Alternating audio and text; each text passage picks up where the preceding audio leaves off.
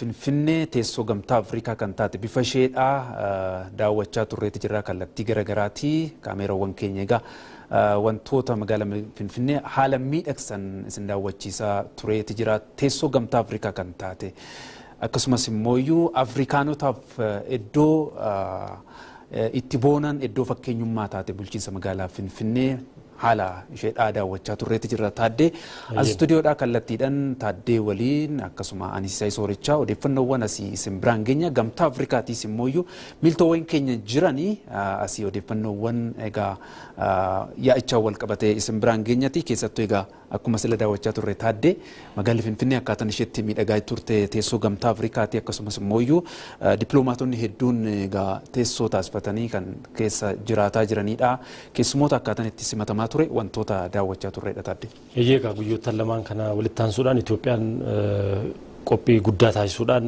keessummoota yaa'ii Afrikaa Itaaliitiifis yaa'ii Gamtaa Afrikaa 39ffaa akkasumas kan mana maree ministeerota Gamtaa Afrikaatiis keessummeessaa turreerra jechuudha.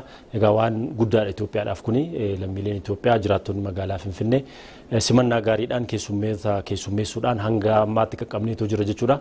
Egaa yaa'iin 39ffaa Afrikaa Gamtaa Afrikaa har'a ifatti kan jalqabu ta'a jechuudha. Egaa dursanii manni maree ministeerota Gamtaa Afrikaa kun dhimmoota irratti mari'atamuu qaban dureewwan biyyoota Afrikaa kanaatiif har'a ni dhiyeessu jechuudha. Isaanis ajandaa isaanii irratti mari'achuudhaan keessattuu dhimma Afrikaati, dhimma jiruuf jireenya Afrikaati. Waggaa kana keessa maal raawwataa akka turanii fi gara fuulduraatti immoo maal ta'uu qabu kan jedhu irratti murteewwan garaagaraa ni darbu jedhamee eegamu jechuudha. Kanaani egaa yaa'iin Gamtaa Afrikaa 39ffaan kun keessaayyuu adda durummaadhaan dhimma dhiyeessii bishaanii fi itti fufiinsaan immoo mirkaneessuudha. Qulqullina keessattuu lammiileen Afrikaa miliyoona 400 ta'an hanqina bishaan dhugaatii akka qabanidha. Ragaan dhaabbata Gamtaa Afrikaa mul'isu jechuudha.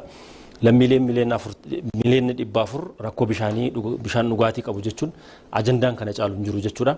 Kanarrattis ajandaa guddaadha. Yoo wabii bishaan dhugaatii kana mirkaneessine dhimmoota biraa lammiin Afrikaa hojjechuu ni danda'a jechuudha. Dhiyeessii bishaan dhugaatii bishaan qulqullina qabu yoo dhiyeessine rakkoo bishaan yoo dhiyeessite rakkoon nageenyaallee furamuu danda'a waan ta'eef jechuudha. Ajandaa guddaadha.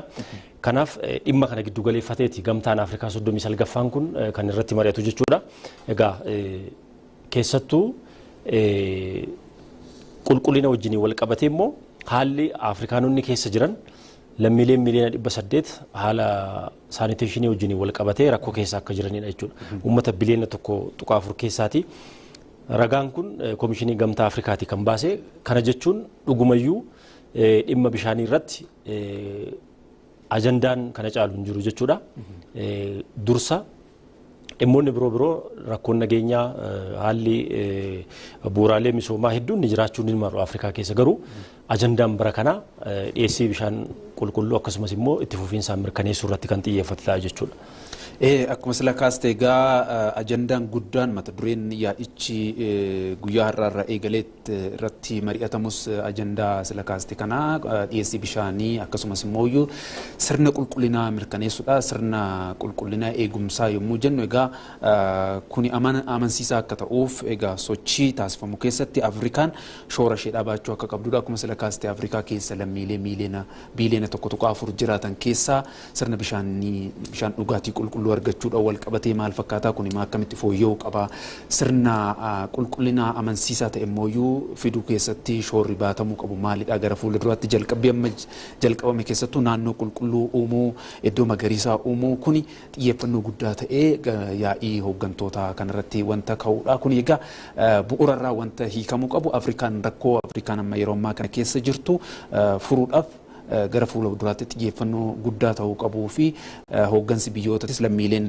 Afrikaatis egaa wanti irratti xiyyeeffatuu qaban akkana ta'uusaa egaa yaa'ii kanarratti ni ka'a jedhamee eegamaa keessattuu qulqullina bishaanii akkuma jenne wantoonni jalqaban jiru fakkeenyaaf amma Itoophiyaa keessatti waliin geessa bishaan dhugaatiitiif sochiin amma jiru gama anniisaa haroomaatti fayyadamuudhaan qulqullina sirna qulqullinaa ammayyeessuudhaaf magariisummaa mirkaneessuu keessatti sochiin amma Itoophiyaan jalqabdee fakkeenyummaa ta'ee biyyoota Afrikaa kaawwan keessattis babal'isuu keessatti biyyoonni Afrikaatis wantoota isaan biratti jalqabame keessattuu bishaan dhugaatiidhaan wal qabatee sirna qulqullina mirkaneessuudhaan wal qabatee eegumsa naannootti wal qabatee hojiileen isaan taasisan sochiileen isaan jalqaban gara fuulduraatti cimee itti fufuu akka qabuu fi Afrikaan sadarkaa eegamuun qulqullina bishaan dhugaatii waliin gahinsa qulqullina bishaan dhugaatii mirkaneessuu akkasumas immoo eegumsa naannoo sirna qulqullinaa mirkaneessuu keessatti sochiin isheen taasisuu qabdu egaa xiyyeeffannoo yaa'ii kana akka ta'uutu eegama kanaan wal qabatee akkuma amma argaa turre egaa magaalaa Finfinnee keessatti wantoonni fakkeenya ta'an wantoonni mul'achuu danda'an argaa turreetti jirra.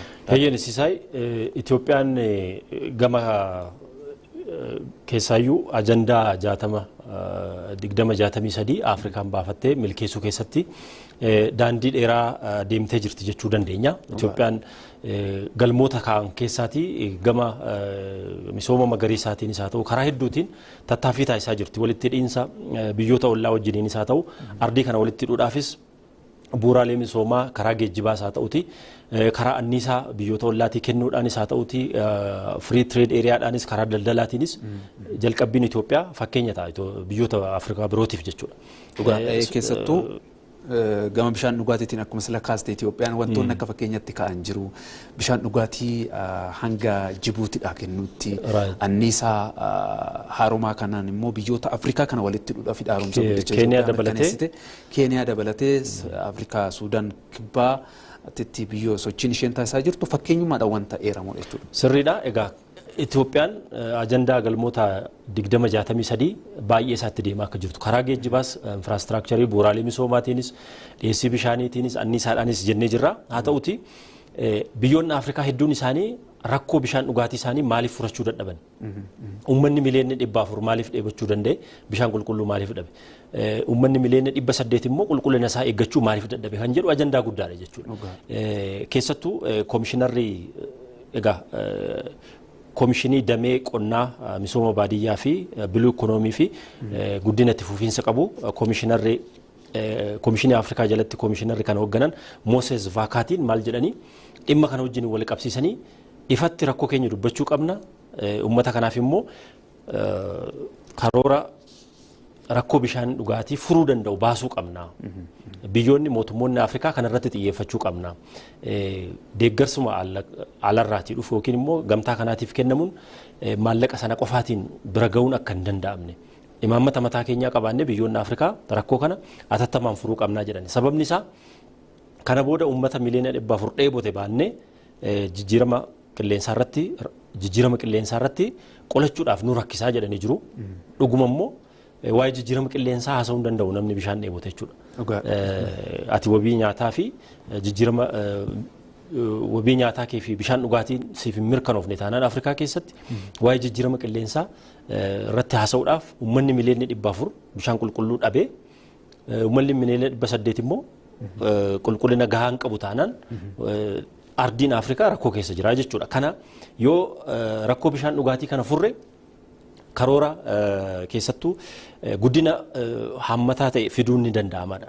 Guddina dubartoota daa'imman baadiyyaa magaalaa fiduun ni danda'ama yoo rakkoon bishaanii furan. Karoorri inni taa'e jechuudha. Gama biraatiin hiyyummaan ni hir'ata jedhanii jiru. Gama biraatiin immoo wabiin nyaataas ni mirkanaa jijjiirama qilleensaa irratti hojjechuuf illee nu gargaara. Kanaaf ajandaa 2063 keessaatii rakkoo bishaan dhugaatii Afrikaan yoo furte waa'ee qulqullina isaa fi itti fufiinsaan immoo amansiisaa taasisu yoo kana furra ta'e ajandaa 2063 keessaati qabxiiwwan 7 deebisuun ni danda'ama jedhanii jiru. Koomishinarri qonnaa misooma baadiyyaa fi guddina fufiinsa qabu Moses Vaakaatiin jechuudha. Koomishiniiwwan gamtaa Afrikaa jalatti koomishiniiwwan 6 jiru jechuudha. Damee misoomaa addaan qooddatanii kan hojjetan keessaa dhimma qonnaa dhimma bishaanii Moses Vaakaatiin koomishinara ta'anii hoogganaati kan isaan jiranii. Kanaaf uummata kana hunda qabannee waa'ee jijjiirama qilleensaas kanneen kanas furuudhaaf nu rakkisa waan ta'eef ajandaa 2063 qabanne keessaati dhimmoota 7 milkeessuu kan dandeenyu qabxii bishaan dhugaatii kana yoo fooyyessinedha. Qabxii 7 deebiitti kennuu ni dandeenya jedhanii jiru. Kanaaf Itoophiyaan gama kanaatiin akkuma jalqaba kaaste bishaan dhugaatiidhaan akkuma beekamu bishaan argamni keenya Itoophiyaan madda bishaaniiti jechuu ni dandeenya. Kanaaf dhimma ajandaa guddaadha. Dhimmoonni biroos hin mari'ataman jechuu miti.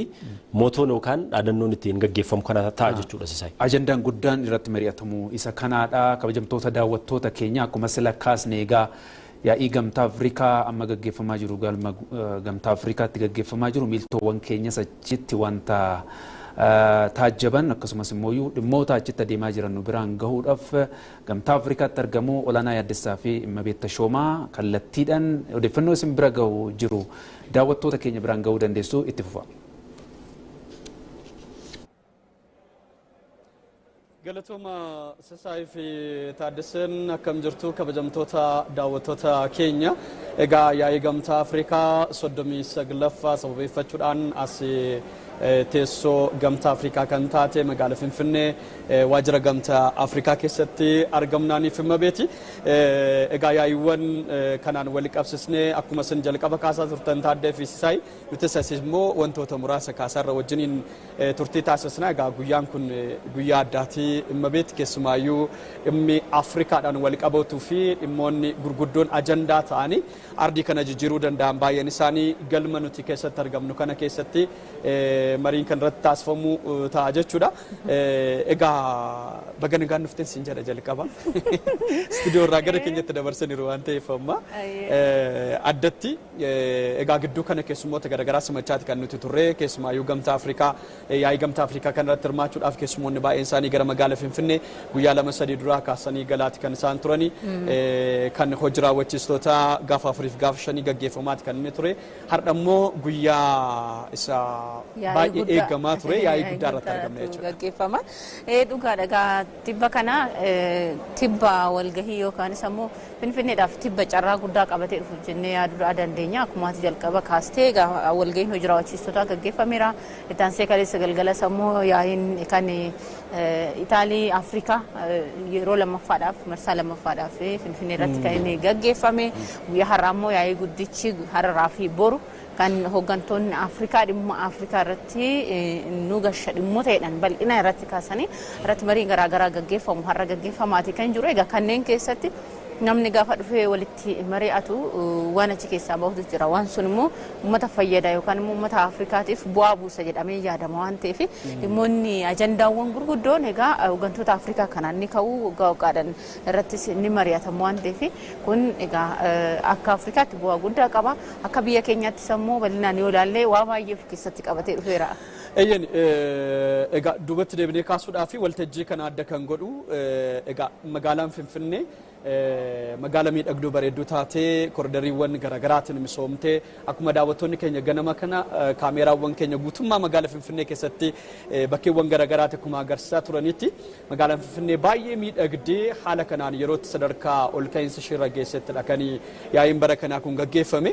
Akka yeroo kaanii miti hooggantoonni magaalaa Finfinnee dhufanis buufata xiyyaaraa idil addunyaa booleerraa yeroo bahan akkaataan itti isaan gara bakka cisichi isaanii yookaan immoo bakka hoteela isaaniif qabamee deeman bara kana adda ture akkaataatti magaalittii ilaaluu danda'aniin riiformii magaalittiin keessa jirtu jijjiirama magaalittiin keessa jirtu akkaataatti ilaaluu danda'aniin kan isaan magaalittii keessa naanna'anii dhumarratti gara hoteela isaanii deemaa turani.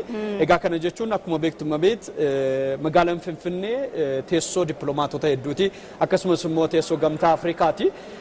Hooggantoonni Gamtaa Afrikaa akkasumas immoo dippiloomaatonni biyyoota addunyaa garaagaraa yeroo 2-3 ol waggaatti gara Finfinneen dhufu. Kanaafuu Finfinneen keessummoota hedduu simachuudhaan kan beekamtu ministeera muummee yeroo darbe akkuma kaasaa turan imaltoota gara miliyoona 20 olii ta'edha kan ishiin keessummeessite. Gaas keessatti akkuma kana yaa'iiwwan garaagaraa irratti hirmaachuudhaaf kanneen dhufan akkasumas immoo foromiiwwan idil addunyaa magaalaa Finfinnee keessummeessitu irratti hirmaachuudhaaf kanneen dhufan baay'ee isaaniiti. Egaa yaa'iiruma isa kana irratti iyyuu immoo namoota 20,000dha bara kana kan yaa'ii Gamtaa Afrikaa kana irratti kan isaan hirmaatanii kan waggaa darbee olaalle 15,000 hanga 16,000 kanneen ta'an ture. Bara kana garuu baay'ee dabalee almost gara 4,000 olii dabalee naannoo nama 20,000 ta'uuti gara magaalaa Finfinnee kan dhufe. Kana jechuun Itoophiyaadhaaf darbeessuma magaalaa Finfinneetiif jijjiirama guddaa keessa jirtu kan ittiin agarsiistu akkasumas immoo galii guddaan kan irraa argamu jennee kaasuu dandeenya jechuudha. Hayyee egaa akkuma ati kaaste Finfinneen saffisaan guddataa jirti. Bara darbee namni dhufee Finfinnee argee fi jajaan durayyuu namni dhufee argee garaagarummaa guddaatu jira. Kanarratti egaa tarii akka Afrikaatti magaalaa teessoo dippiloomatii yookaan immoo gamtaa Afrikaa ishee jalqabaatee akka addunyaatti magaalaa Niiyorkii fi Jenevitti aansee magaalaa sadaffaadha. Magaalaan Finfinnee teessoo dippiloomatii yookaan immoo bakka walga'iiwwan gurguddoon idila addunyaatti murtoowwan adda addaatti kennaman taatee ta'u itti gaggeeffamu ta'uudhaan jechuudha. Egaa kanammoo kanaan dabalatatti Finfinneen ammatti of guddisaa, of midhagsaa, of bareechaa akkasumas immoo of gurguraa jirti addunyaatti waan ta'eef walga'iin yaa'ii gamtaa Afrikaa waggaatti yeroo tokko ta'u kun walga'iiwwan baay'eef duuba qabateeti kan dhufu. Namni yaa'ii kanarratti dhufu Finfinneen guddachaa jiraachuu ishee akkasumas immoo walitti dhufeenyi namaa hanguma baay'achaa deemu bakki wal argaa ta'aa deemu waan ta'eef yaa'iiwwan garaagaraa konferensiiwwan garaagaraa Finfinneetti gaggeeffamuudhaaf carraa guddaa uumeera jechuudha. Kanaan dabalatatti immoo Addis Convention Centeriin argamu yaa'ii kanayyuu gaggeessuudhaaf bakka guddaadha dhugaa dubbachuuf taanaan argiteetti kana. Dandeettiin yaa'iiwwan gurguddaa akka kanaa raawwachiisuudhaaf magaalaan Finfinnee qabdu baay'ee dabalaa dhufeeti. Kan inni jiru bakkeewwan kanaaf galtee ta'an baay'een isaanii magaalaa Finfinnee keessatti ijaaramee jira. Gara fuulduraatti jennu olaanaa amma magaalaa Finfinnee magaalaa guddaadha. Walgahii kanarrayyuu darbee walgahiiwwan gurguddaa dhaabbata mootummoota gamtoomaniyyuu gaggeessuudhaaf qophiirra kan isheen jirtu jechuudha. Afrikaa kana caalluudhaa baatanii isaan cinaatti immoo magaalonni naannoo kanatti argaatu jiru kanneen akka magaalaa Bishoftu magaalaan Bahar Daares ni qopheessitu waltajjiiwwan adda addaa magaalonni cinaatiin guddachaa jiran mataa isaaniin isaanis carraa mataa isaanii qabanii dhufan walgahiin asitti gaggeeffamu cinaatiin fakkeenyaaf bahanii Bishoftutti gaggeessanii deebi'uudhaaf wanti isaan rakkisu hin jiru. Kana yoo jennu daandiin qilleensaa guddaan magaalaa Bishoftutti ijaaramaati kan jiru hoteelonni gurguddoo riizoortiiwwan gurguddoon magaalittiin mataa ishee magaalaa humna qilleensaati. Humna qilleensaa waan isin jedhu kan humna qilleensaa kan waraanaa qofatu hin taane humni qilleensaa wanaadhaaf namatti tolu argiteeyyuu alaalatti Itoophiyaa keessaa kun jettuun achi keessa kan jiru magaalaan immoo magaalaa turizimiidhaan filatamtu magaalaa reef guddachaa jirtudha waan ta'eef gara fuulduraatti carraan asitti gaggeeffamuu walgahii kana babal'achaati kan deemu. Eeyyani gara ajandaa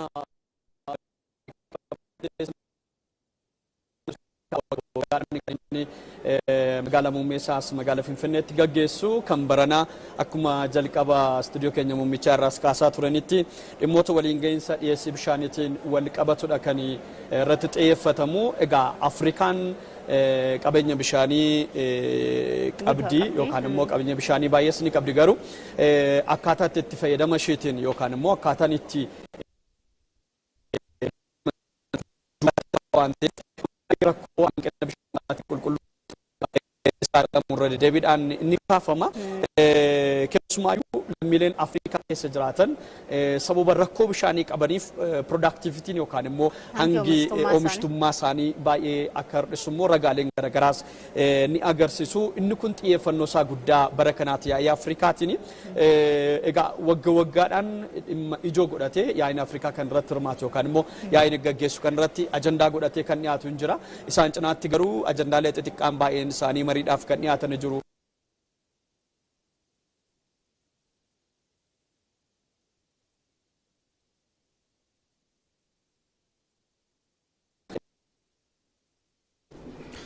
Egaa kabajamtoota daawwattoota keenyaa kan kallattiidhaan isin biraan gahaa jirru odeeffannoo yaa'ii gamtaa Afrikaa 39ffaadhaan wal qabateedha. Egaa miiltoowwan keenya achi jiran odeeffannoowwan achi nu biraan gahaati jiru. Akkuma arganneen immoo isaan deebinee kan argannu taati. Egaa Taaddasee akkuma sila kaasne egaa yaa'iin gamtaa Afrikaa ajandaa taasifate keessaa ajandaan dhiyeessii bishaan qulqulluudha akkasumas immooyyuu qulqullina mirkaneessuu sirna qulqullinaa mirkaneessuun egaa ajandaa guddaa ta'uusaa kaasnetti jirra. Kana mirkaneessuudhaaf immooyyuu Afrikaan mataashee baajeta mataashee qabaattee osoo harka biroon eeggatiin ajandaa qabattee milkaneessuu akka dandeessuuf akka hojirratti hojjetamuu qabu koomishinii gamtaa Afrikaa Mohamed Yusuf Aliinis himaa turaniiti jiru. Kanaaf egaa ajandaa akka waliigalaatti Afrikaan gamtaan Afrikaa qabate kana mirkaneessuudhaaf immooyyuu humni keessoo Afrikaadhaa cimu akka qabuu fi baajanni mataansaa gama gamtaa Afrikaatti gama miseensota gamtichaatiin akka mirkanaa'u qabu irra deddeebiidhaan kaasaa jiranii akkuma sila kaaste koomishinarichis kan xiyyeeffatanii kaasaa turan isa kana. Eeyyeni egaa dhimma beetii fi olaanaan dhimmoota jalqaba kaasan keessaati waan yaaddadhe keessaayyuu magaalaan Finfinnee teessoo gamtaa Afrikaa maaliif ta'a jedhanii keessattuu magaalaan Finfinnee mandara walitti qabamte wayiiti malee magaalaa teessoo Afrikaa taatee kana keessummeessitu dandeessu miti jedhanii qeeqaa turan biyyoonni Afrikaa. Egaa isaan kolonii jala turanii biyyoonni kun magaalaan isaanii tarii nu caala fooyya'aa ta'uu danda'a yeroo sanatti. Akkamitti magaalaan Finfinnee mandara walitti qabamte wayiiti malee Finfinneen teessoo gamtaa Afrikaa ta'uu dandeessu jedhanii asii haa ka'u jedhanii baay'ee yaadaa turan. Ministeerri muummee Mallas Zeenaawwiin yeroo sanatti akkaataa isaan aariidhaan itti dubbatan yaadatta yoo ta'e nuti Afrikaadhaaf magaalaan keenya tarii akkas ta'uu danda'a jedhan. Afrikaadhaaf garuu bilisummaa Afrikaatiif qoodni nuti taphanne magaalaan Finfinnee Itoophiyaan bilisummaa gamtaa dhaabbachuu gamtaa Afrikaa kanaafis bilisummaa biyyoota Afrikaafis qooda olaanaa baanee jirra waan ta'eef gonkumaallee Finfinneedhaa ka'uu hin qabu. Yeroo sanatti egaa bara 2002 duratti Finfinneedhaa ka'uu ajandaa jedhu irratti jechuudha. Kanaaf imma beeti waan kaaste keessaa na yaaddachiise. Egaa Finfinneen har'a maal fakkaatteessa jedhu duubatti deebi'ee yaaddadhee gama bishaaniitiin wal qabatee akkuma jalqaba kaasnee daataan koomishinarri dhimma qonnaa fi misooma baadiyyaa gamtaa Afrikaa kan kaasan Moses Vaakaatiin sababa koleeraa sababa taayifoidii fi qulqullina dhabuudhaan kan dhufan koleeraa fi taayifoidii wajjin wal qabate sa'aatii tokko keessatti Afrikaa keessatti nama 115 du'aa jedhan qulqullinni mirkanaa'uu dhabuurraan kan ka'e jechuudha. Sa'aatii tokko keessatti namni 115 taayifoidii fi koleeraa kanaatiin du'aa akka jiru koomishinarri dhimmoota qonnaa misooma baadiyyaa akkasumas guddina itti fufiinsaa gamtaa Afrikaa ta'an Moses Vaakaatiin kaleessa gamaggama taasisanii jiru jechuudha. Guyyaa kaleessaa koomishinii gamtaa Afrikaa jalatti koomishinaroonni hojii hoogganan hundumtuu gamaggama isaanii already raawwatanii jiru. Egaa gara furmaataatti kan isaan kaasanii dureewwan Afrikaatiifis boru har'a ni dhiyaata jedhamee kan eegamu gama bishaan dhugaatiitiin dhimmoota roodmaappiin dhiyaachuu qabaa jedhanii jiru addatti jechuudha. Kanammoo roodmaappii kana keessatti kutannoon siyaasaa hooggantoota siyaasaa biyyoota Afrikaa murteessaadha jedhanii akka furmaataatti kaa'anii jiru. Imaammataa fi bulchiinsa akkasumas faayinaansii fi investimentii bishaan irratti investi gochuu qabna han jedhu yaada furmaataa kaa'anii jiru jechuudha. Egaa akka imaammataan biyyoonni Afrikaa furmaata kennuu akka qaban bishaan irratti har'agaa dureewwan koomishinar Moses Vaakaatiin yaada furmaataa akka koree isaaniitti gamaggamanii dhiyeessan kana hayyoota damee bishaanii irra jiranii wajjin mari'ataniiti jechuudha.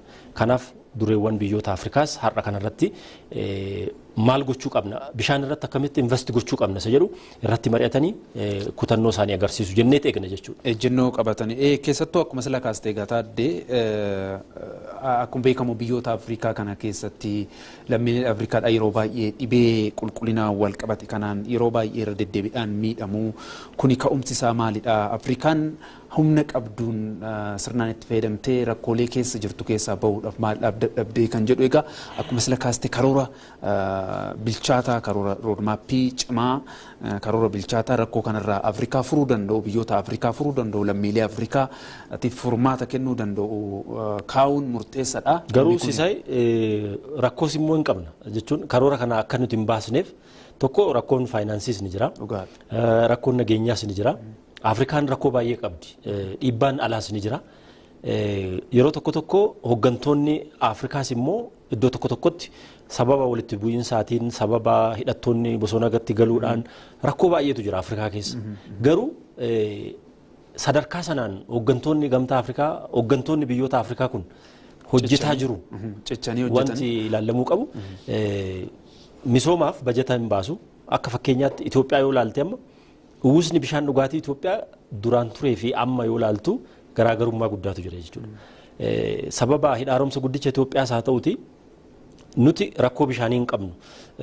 Kuufamni bishaanii Itoophiyaa jira jedhama akka Afrikaatti. Gaarreen Baalee yoo fudhatte madda 40 oltu biyyoota ollaatti deemaa achi ka'e. Gaarreen biyyattiin qabdu bishaan qulqulluu bishaan mijataa kan qabudha. Kanaaf rakkoon biyya keenya keessas hanqinni qulqullina bishaanii fi jira. Garuu immoo rakkoo kanaan dura Itoophiyaan keessa turte keessaa baay'ee fooyyessitee jirti. Haga Jibuutiidhaaf bishaan dhugaatii kennuutti qaqqabdee jirti jechuudha. Regional integration mirkaneessuudhaaf Itoophiyaan ajandaa gamtaa Afrikaa kana milkeessuuf hojjetaa jirti. Garuu Hooggantoonni Afrikaa biyyoota biraa sadarkaa kamiin tattaafataa jiru, sadarkaa kamiin hojjetaa jiru, rakkoo isaan mudataa jiru akkamiin furaa jiru waan jedhu kun xiyyeeffannoo waan barbaadu nutti fakkaata. Dhugaa akkuma sila kaaste egaa dhimmi bishaanii dhimma hawaasummaadhaan wal qabatu, dhimma dinagdeedhaan wal qabatu. Hawaasummaadhaan akkuma sila kaasne rakkooleen dhibee daddarboodhaan wal qabatanii Afrikaa miidhan kun kanneen akka kooleeraa mataansaa egaa qulqullina dhabuurraa kan ka'udha. Biyyoota Afrikaa keessatti qulqullina bishaan gahaa lammiileedhaaf dhiyeessuu dhabuun lammiileen akka dhibee garaagaraatiin dararamaniif ka'umsa ta'eeti jira. Akkuma kaasne karoora cimaa, kutannoo cimaa karoora sana kutannoodhaan hojiitti jijjiiruun egaa si'achi hooggantoota Afrikaatirraa eegama. Kuni kutannoo cimaa barbaachisudha. Hooggantoota qofa osoo hin taane egaa dhaabbileen dhimma kanarratti hojjetanis sirnaan akka irratti hojjechuu qabanii fi kutannoodhaan akka irratti hojjechuu qabanii maqaadha qofa osoo hin taane qabatamaadhaan dhugumaan bu'uurarraa jijjiirama guddaa fiduudhaaf egaa kutannootu barbaachisa karoora qophaa'e kanarratti.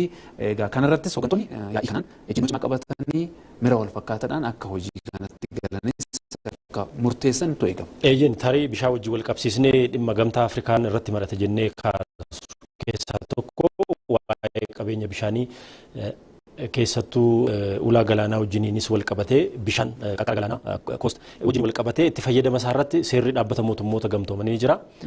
Gamtaan Afrikaa immoo bishaan ulaa galaanaa wajjiniin wal qabatee biyyoonni akkamitti itti fayyadamuu danda'u, akkamitti biyyoonni Afrikaa kana keessatti gahee isaanii baachuu qabu kan jedhu kontekstii gamtaa Afrikaatiin seera gamtaa Afrikaatiin hojiitti hiikuu danda'uus qaba. Waa'een bishaanii, waa'ee qulqullinaa fi dhiyeessii bishaanii qofa miti. Bishaan wajjin wal qabatee ulaa galaanaa wajjiniinis rakkoo waan jiruuf seerri dhaabbata mootummoota gamtoomanii akkuma jirutti ta'e gamtaan Afrikaa immoo seera mataa isaatti fayyadama jechuudha. Egaa kabajamtoota daawwattoota keenya yaa'iin gamtaa Afrikaa yeroo ammaa kana jalqabaatti jira. Kallattumaan gara sitti dabarsinaa ammas tokko keessan waliin haa ta'u. President of the Republic of Angola and Chairperson of the African Union, His Excellency Dr. Abiy Ahmed, Prime Minister of the Federal Democratic Republic of Ethiopia, His Excellencies, Heads of State and Governments of Member States of the African Union, His Excellency Mahmoud Ali Yusuf, Chairperson of the African Union Commission, Excellency Giorgia Meloni, President of the Council of Ministers of Italy, His Excellency Antonio Guterres, Secretary General of the United Nations, Excellency Mohammed Mustafa, Prime Minister of the State of Palestine, Excellencies, former heads of states here present, our honorable First Ladies present here in this hall, Excellency Selma Malika Hadidi, Deputy Chairperson of the African Union Commission, Excellencies, Ministers, Excellencies, Commissioners, and the entire leadership of the African Union, Excellencies, Honorable Ambassadors and Permanent Representatives of Member States of the African Union and international partners. His Excellency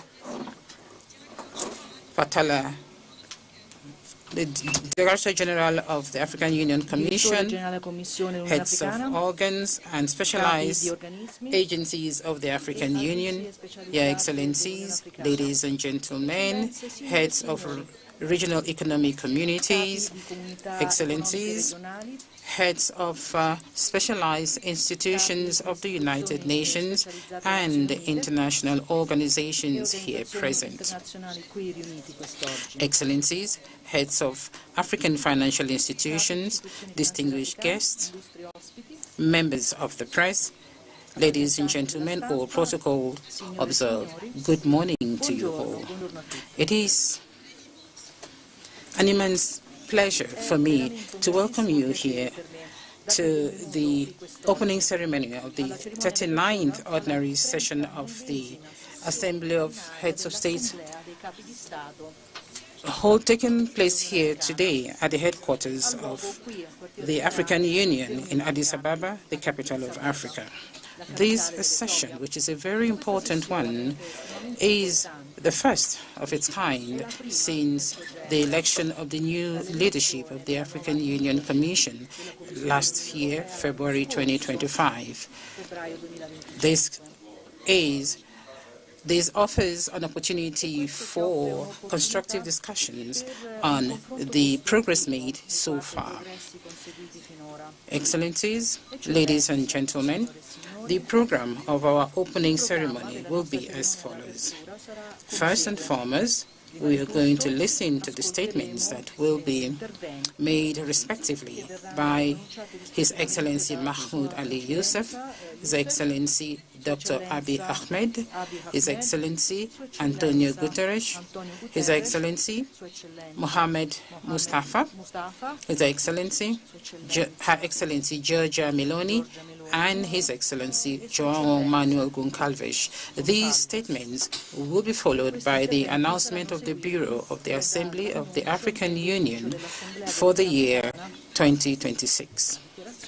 And in this vein, His Excellency Joao Lourenco, President of the Republic of Angola and the outgoing Chairperson of the African Union, will make his handing over statement as the outgoing chair of the African Union. And after that, His Excellency Evariste Ndayishimiye, President of the Republic of Burundi, the incoming AU chairperson, will also make his own acceptance statement.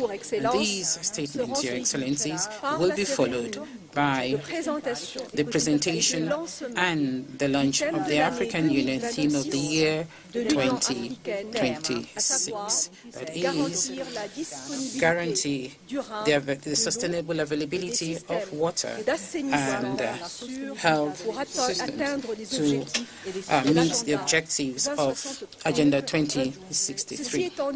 That said, Your Excellencies, ladies and gentlemen, it is my singular honor and pleasure to invite His Excellency Mahmoud Ali Yusuf, Chairperson of the AU Commission, to make his opening statement. Bismillah ar-Rahman ar-Rahim. Excellency Joao Lourenco, President of the Republic of Angola and Chair of the African Union, Excellency Dr. Abiy Mohamed, Prime Minister of Ethiopia, ladies and gentlemen, heads of state and government, Excellency Giorgia Meloni, President of Italy, and Honorable Mustafa, Prime Minister of the Palestinian Authority, UN Secretary General, representatives of Pan-African institutions, distinguished guests, ladies and gentlemen. At the outset, I would like to wish you a very happy New Year 2026. I also want to wish you all a warm welcome to the African Union, especially the newly elected heads of state. Permit me also to congratulate and thank President Lourenco of Angola for its chairship of the Union in 2025, which has given a new fillip to our continental agenda. The 39th summit of the African Union, ladies and gentlemen, is based on the theme water and sanitation, which is key to our economies and which is a collective good which should be a source of peace and cooperation among nations. Our summit is taking place against the backdrop of a crisis in the world and on the continent and in the world. And our policy of silencing the gun is far from becoming a reality. And the open or latent conflicts are chronic. Unconstitutional change of government is also reminds us of the obscure post-independence period. The change in the international order significantly impacts the affairs of the continent without forgetting the interference in our affairs by externalities. Multilateralism is sorely tested, and we are witnessing the emergence of unilateralism and protectionism. In the face of these, Africa should scale up its cooperation through the enhancing of its integration and cooperation programs. Pan-African institutions should intensify their efforts and determination nations, ASCFTA, Outer NEPAD, Africa CDC, and other mechanisms of African should work together. We request African financial institutions, AFC, the African Development Bank, and African Bank to work together. Ladies and gentlemen, regional economic communities also have to scale up their operations. By 2050, Africa should be able to rival with the major economies. Agenda 2063 should guide us towards the Africa that we want, a strong, autonomous, and prosperous Africa. These are not pious wishes, but an imperative for survival. And the major countries in the world are preparing for the polarization of this world. Africa is in the global south, but Africa has its own hallmark and its own identity. Excellencies, ladies and gentlemen, the reform of the institution should continue. The mobilization of domestic resources to finance the programs of the continent is not an option. It's urgent in the face of external tariffs. Our youth on the continent are impatient, and our women want more equality. Our civil society is positioning itself. So it's crucial to expedite the industrialization of the continent and the transformation of agriculture. And that will only be possible if we develop the energy potential of Africa and also create the necessary infrastructure. These are the prerequisites for the economic development of the continent expected. Excellencies, ladies and gentlemen, the projects are complex and many. And we also know the challenges. You are confronted with these challenges on a daily basis in your respective countries. The African Union Commission, which I head, will spare no efforts to advance this agenda. This is a long-term work, and we need to ensure that our action is sustainable. The 5-year 2022-2028 plan has been launched. The Agenda 2023 decade should be characterized by a high level of performance and execution. Excellencies, ladies and gentlemen, it's also important to focus on the suffering of our people, victims of war, injustice, displacement, and we cannot avoid their daily challenges. From the Sudan to the Sahel, to the east of the Democratic Republic of Congo, Somalia, and elsewhere, our people continue to bear the brunt of instability. In the Middle East, Palestine, so the suffering of Palestinians is also a cause on us to act. The suffering of people should cease. International law and international humanitarian law are the basis of the international community. Preserving and promoting them will be the only pathway to ensuring peace in the world. Excellencies, ladies and gentlemen, I wish you every success in your deliberation. Thank you. Che le vostre deliberazioni abbiano successo nei prossimi giorni. Grazie.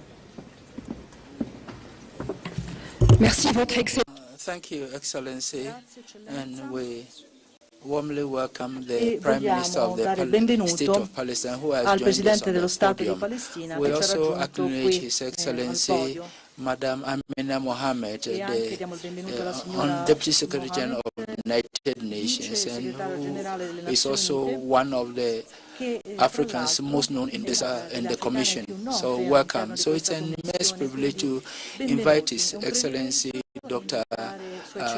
Abiy Ahmed, Prime Minister of Ethiopia, to deliver his statement. Excellency, you have the floor.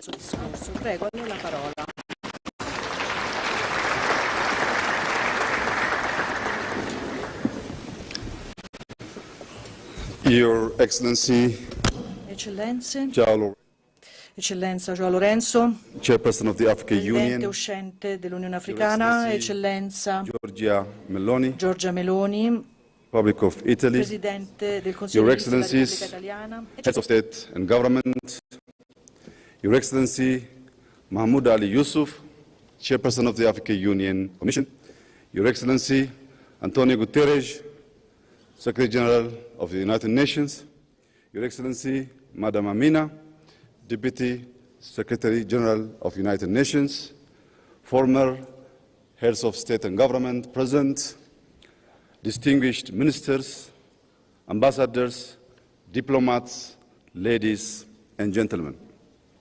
I warmly welcome you to Ethiopia, a land where human origins are traced, where time is measured differently, where coffee was first shared with the world, a place where deep history, proven resilience, and bold ambition for Africa's future converge.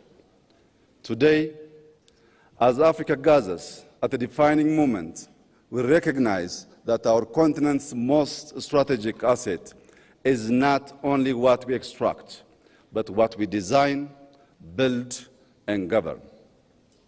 Progress is achieved when vision is translated into systems and ideas into lasting institutions. As we build on the African Water Vision 2025, we reflect on a simple truth.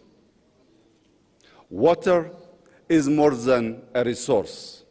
It is a foundation of development, innovation, and stability.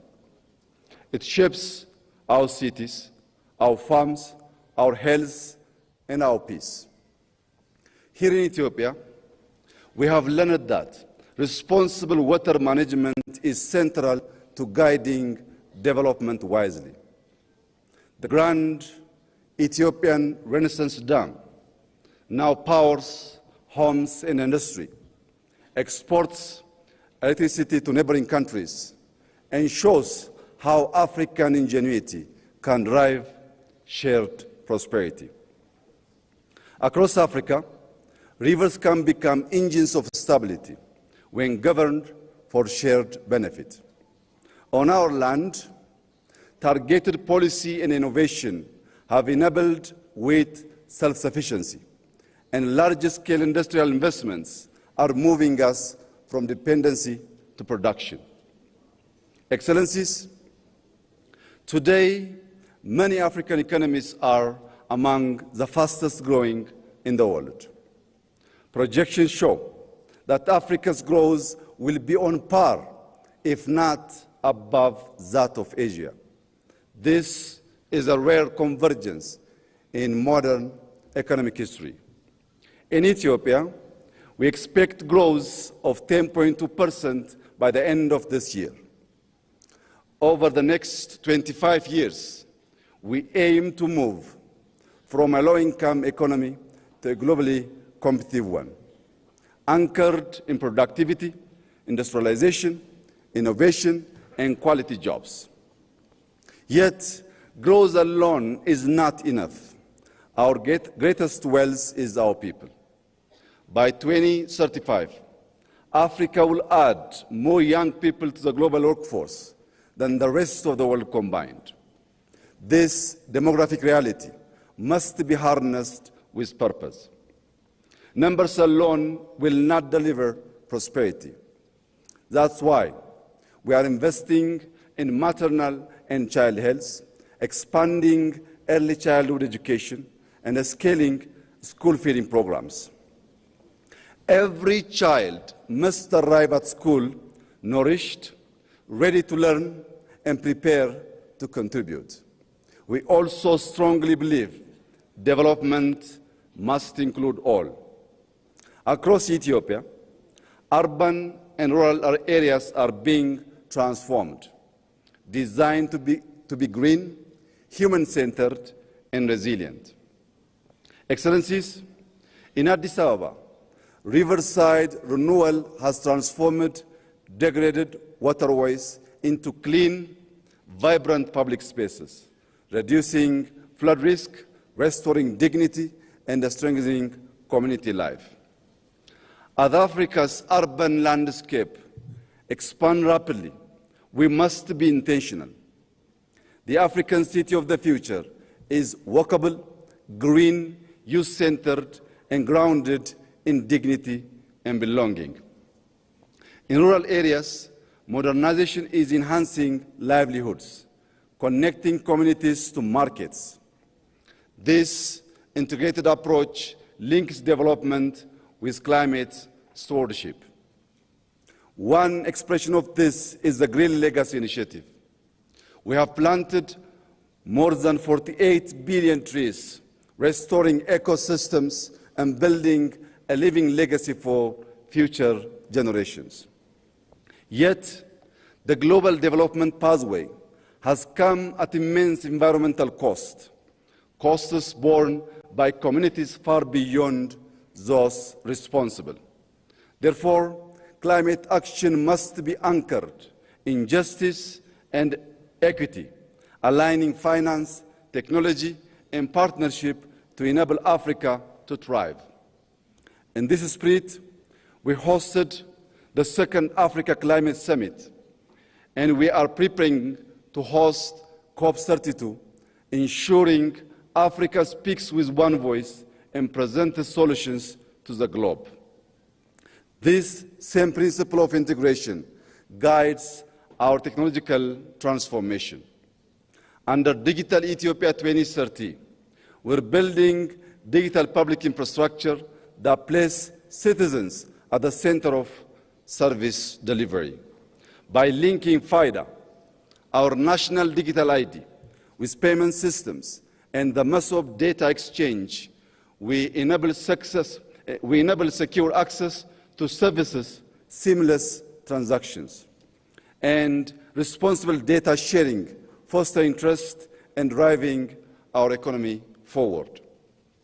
In 2020, Ethiopia established Africa's first artificial intelligence institute. Building on this foundation, we are preparing to launch an AI university anchored in the Ethiopian philosophy of Maddamer, synergy through purposeful collaboration. This institution will unite human values with machine intelligence, local context with global relevance, and scientific rigor with applied impact. It will ensure technology drives growth and position Africa as a global contributor in the age of intelligence. Ethiopia is also continuing to invest in connectivity. Through Ethiopian Airlines, we connect people, link markets, and move goods. To sustain this momentum, we are building Africa's largest airport, a next-generation gateway that will anchor our continent in global value chain.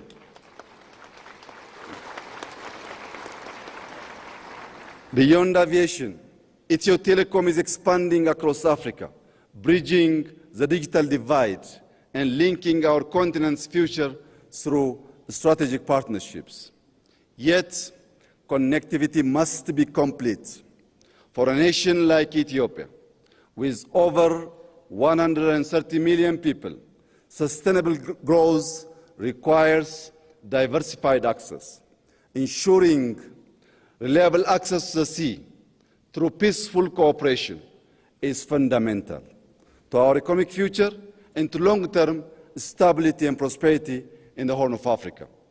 Excellencies, we meet at a moment of profound global transition. In this era of uncertainty, Africa's strengths will lie in a union that is confident and united. As we approach the African Union Silver Jubilee, the moment marks a transition from foundational unity to functional sovereignty. Sovereignty means owning our narrative. Through initiatives like Pulse of Africa, we amplify African voices because development is never complete without our story. Africa can contribute stability, scale, and solutions to a changing world. But we must do more than respond to crisis. We must shape agendas, turning vision into action, and leading with purpose. Every river we manage, every city we design, and every digital platform we deploy must generate resilient opportunity and dignity. By 2063, Africa will be defined by what we secure, what we sustain, and what we share. Ladies and gentlemen, this is our moment, and this is our responsibility. To conclude, I extend my appreciation to our outgoing chairperson, President Joao Lourenco for his leadership and service to our Union. I also warmly congratulate our new incoming chairperson and wish him success in guiding Africa forward. God bless Ethiopia. God bless Africa. I thank you. Benedica l'Africa, grazie.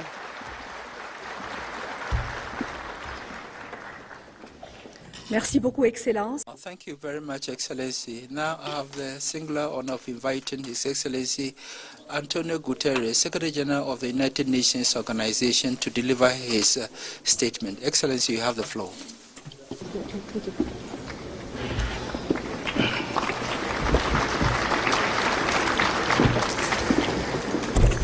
Presidente João Lourenco da República de Angola e Chairperson da União Africana, distinguished heads of state and government, Chairperson Mahmoud Yusuf of the Commission of the African Union, Excellencies, ladies and gentlemen.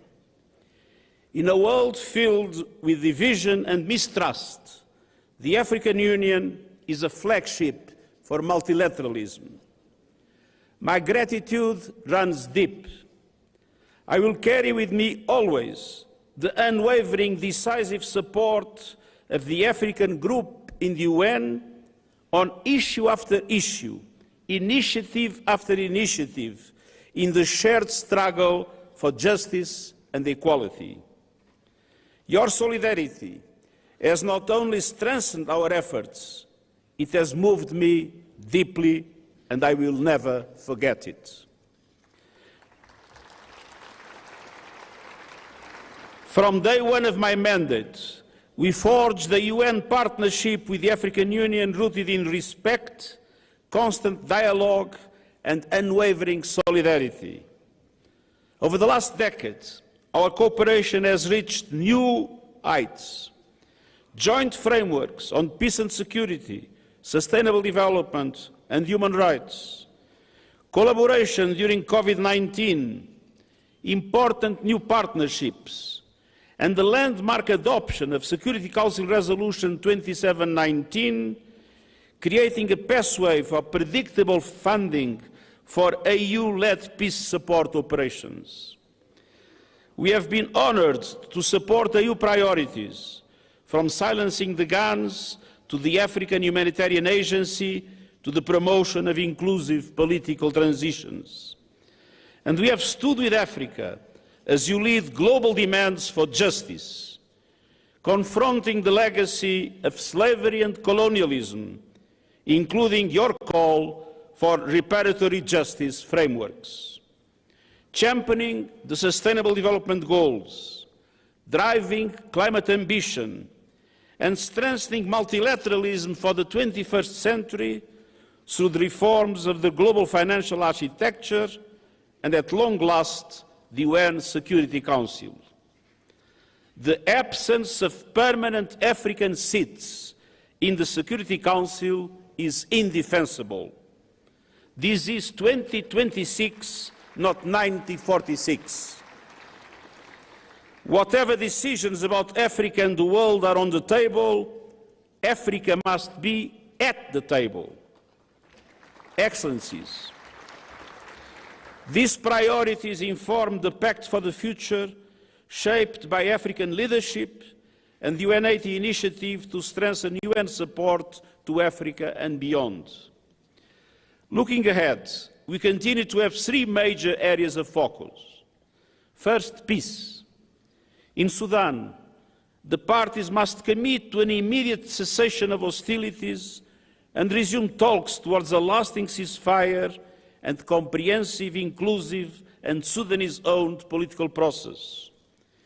In South Sudan, the EU's high-level ad hoc committee provides an important chance to revive political dialogue and prevent renewed conflict. In the Democratic Republic of the Congo, commitments must be honoured, starting with an immediate ceasefire in the respect of the territorial integrity of the RDC. In the Central African Republic, political and security gains must be consolidated. And in Libya, All actors must advance a Libyan-led process supported by the United Nations Support Mission. Across West Africa and the Sahel, coordinated efforts are essential to end cycles of violence, terrorism and displacement. And this Somalia, sustained and predictable funding for the EU support and stabilization mission is vital. I regret the Security Council's lack of consensus for finance through assessed contributions. If the mission of the EU in Somalia did not warrant global support, what would? More broadly, we are reviewing peace operations to ensure mandates are realistic, sequenced and well-resourced and supported by clear transition strategies. Excellences, deuxièmement, l'action économique.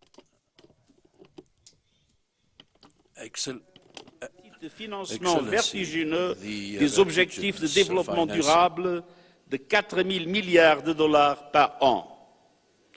Dans le même temps, l'Afrique perd chaque année davantage en remboursement de la dette et en flux financiers illicites qu'elle ne reçoit d'aide. Parallèlement, les pays africains paient des taux d'emprunt jusqu'à 8 fois supérieurs à ceux des économies avancées. Nous devons tripler la capacité de prêt des banques multilatérales de développement, mobiliser davantage de financement privé, réduire les coûts et les risques d'emprunt et soutenir les pays en situation d'endettement, de surendettement, et réformer l'architecture financière internationale afin de garantir aux pays en développement, et notamment aux pays africains, une voix et une participation pleine et entière dans les institutions financières et les prises de décision. La communauté internationale doit aussi assumer pleinement ses responsabilités dans la lutte contre le blanchissement de l'argent, l'évasion fiscale et les flux financiers illicites. Excellencies, third, climate action. Your team underlines the urgency of resilient water and sanitation systems in a warming planet. The science is unequivocal. The planet will overshoot the 1.5 degrees Celsius limit. Our common task is to make that overshoot as small, short and safe as possible. The G20 accounts for close to 80% of global emissions, and they must deliver major reductions this decade.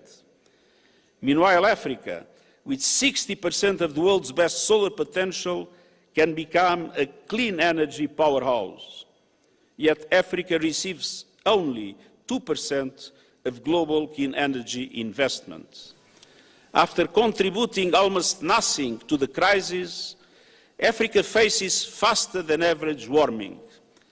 Adaptation must be a priority, and that requires developed countries tripling adaptation finance and mobilizing the $1.3 trillion a year for developing countries by 2035, as agreed in Baku. Scaling up the Loss and Damage Fund and accelerating a just, orderly and equitable transition from fossil fuels to renewables. Expanding early warning systems and ensuring African countries benefit first and fully from their critical minerals through fair, sustainable value chains and manufacturing, in line with the recommendations of the UN panel on critical energy transition minerals. No more exploitation, no more plundering. The people of Africa must benefit from the resources of Africa. Excellencies, your leadership and solidarity have shaped my mission as Secretary General every step of the way.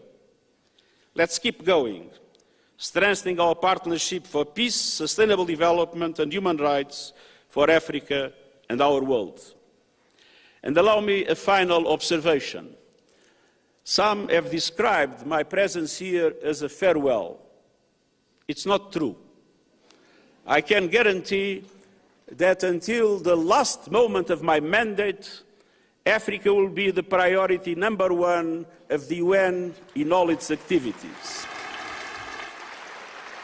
And that the partnership between the African Union and the UN will be our deepest strategic partnership. And after the 31st of December, I can guarantee that wherever I will be, whatever I will be doing, in the center of my concerns and of my active solidarity, there will be Africa always. Africa sempre.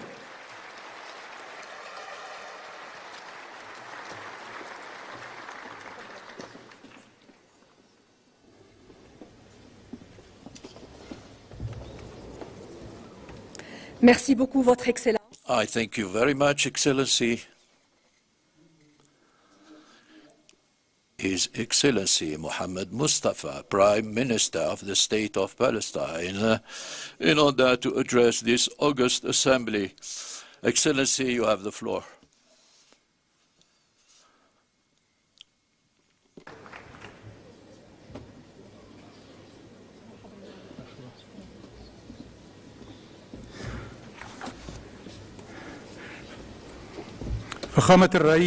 Your Excellency, Joao Lourenco, Chairman of the African Union, President of the Republic of Angola, Your Excellency Mahmoud Ali Yusuf, Chairperson of the Commission of the African Union, Your Excellency Abiy Ahmed, Prime Minister of the Federal Democratic Republic of Ethiopia, Your Excellency Giorgia Meloni, President of the Council of Italy, Your Excellency Secretary General Mr. Guterres of the UN, Your Excellencies, ladies and gentlemen, good morning to you all.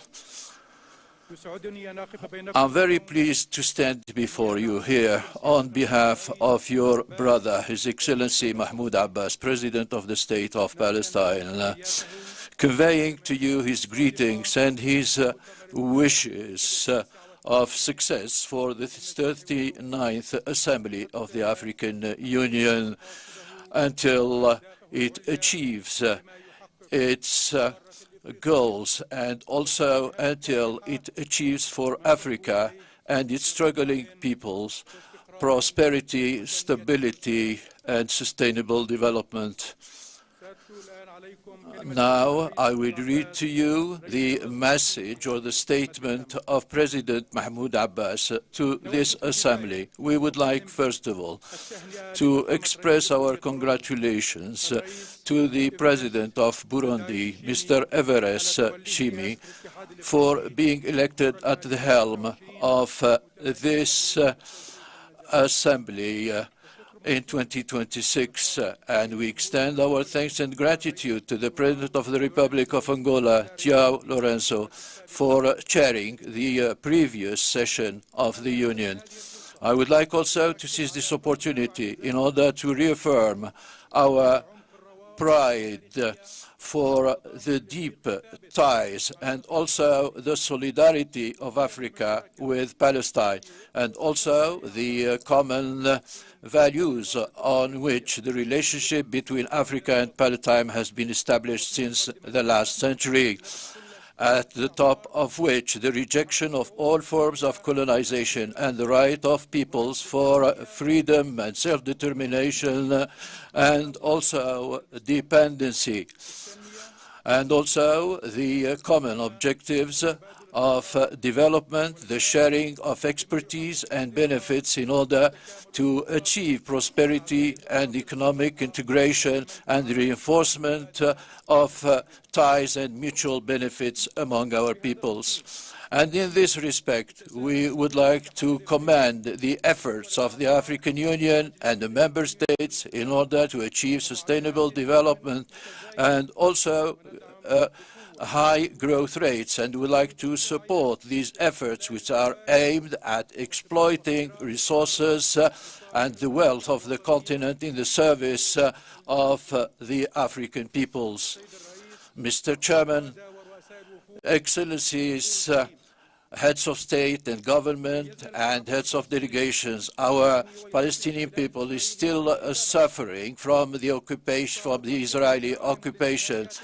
And also the crimes of Israel have been increasing day after day, and we need more solidarity and efforts by the international community in order to achieve its freedom and self-determination and build up its state on the borders of 1967 and based also on international resolutions. This summit is taking place at a very important juncture for the Palestinian people, who is still suffering. And the war in Gaza has been unprecedented, and you have been watching and following this war through your televisions, which has cost more than 70,000 deaths.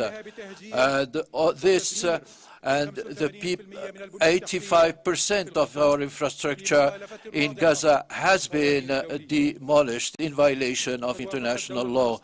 The state of Palestine has agreed on the ceasefire, and also the American decision on Gaza, and which has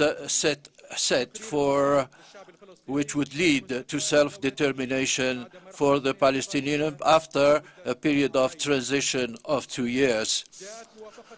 Our agreement is based on our conviction that war must be ended and that the suffering of our peoples must be ended, particularly that the resolution of the United Nations has stipulated that this transition period will last 2 years. Our agreement is based also on our conviction for the need to end the war against our people and ease their suffering, especially that the resolution of the United Nations Security Council has stipulated the necessity of access of humanitarian assistance and the start of reconstruction in Gaza.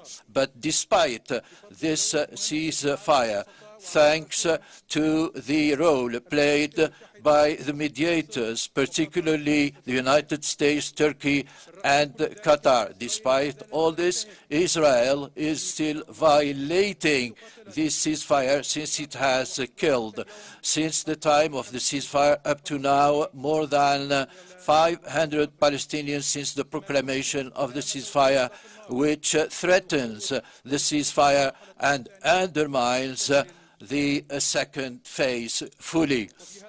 And in this context, we would like to reaffirm the need to lift all the obstacles that are imposed by Israel against the arrangements that are related to the second phase, including the work of the Board of Gaza in order to ensure the continuation of the services and humanitarian assistance.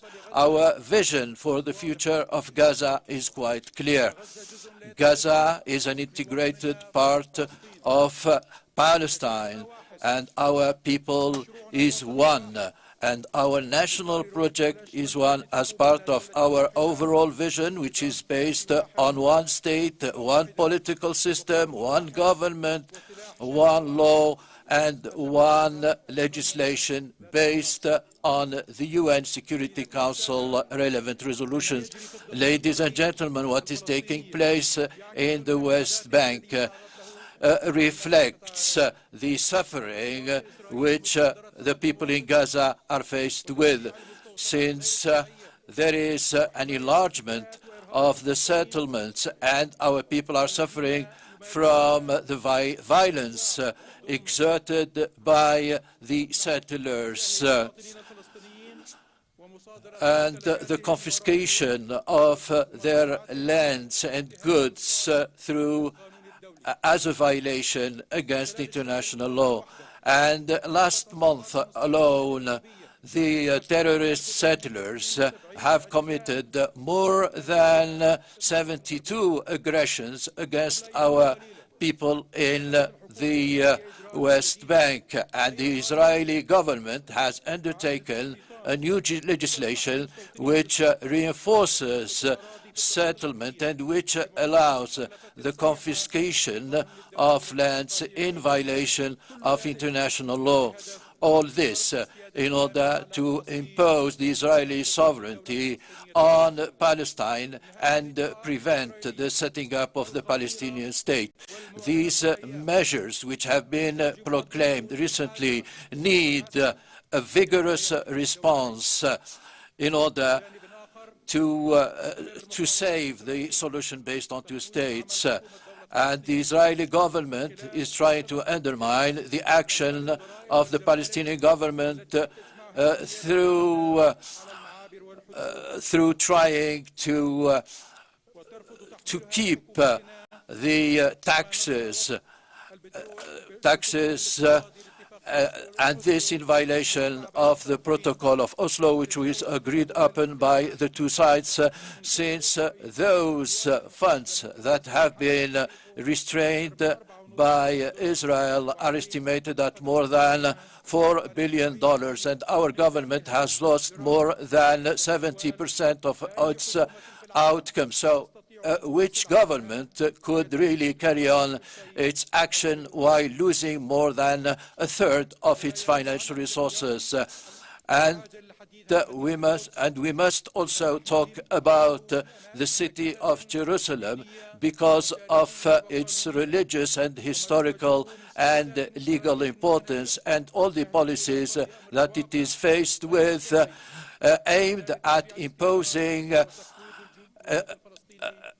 at undermining the presence of the Palestinians in Jerusalem. And these policies include the violation of the sanctity of the Holy Mosque. This in addition to policies of demolition of homes and also the prevention of Christians and Muslims from access to holy shrines in order to undertake their prayers in Jerusalem, in Al-Quds. This is a violation of international law and legitimacy.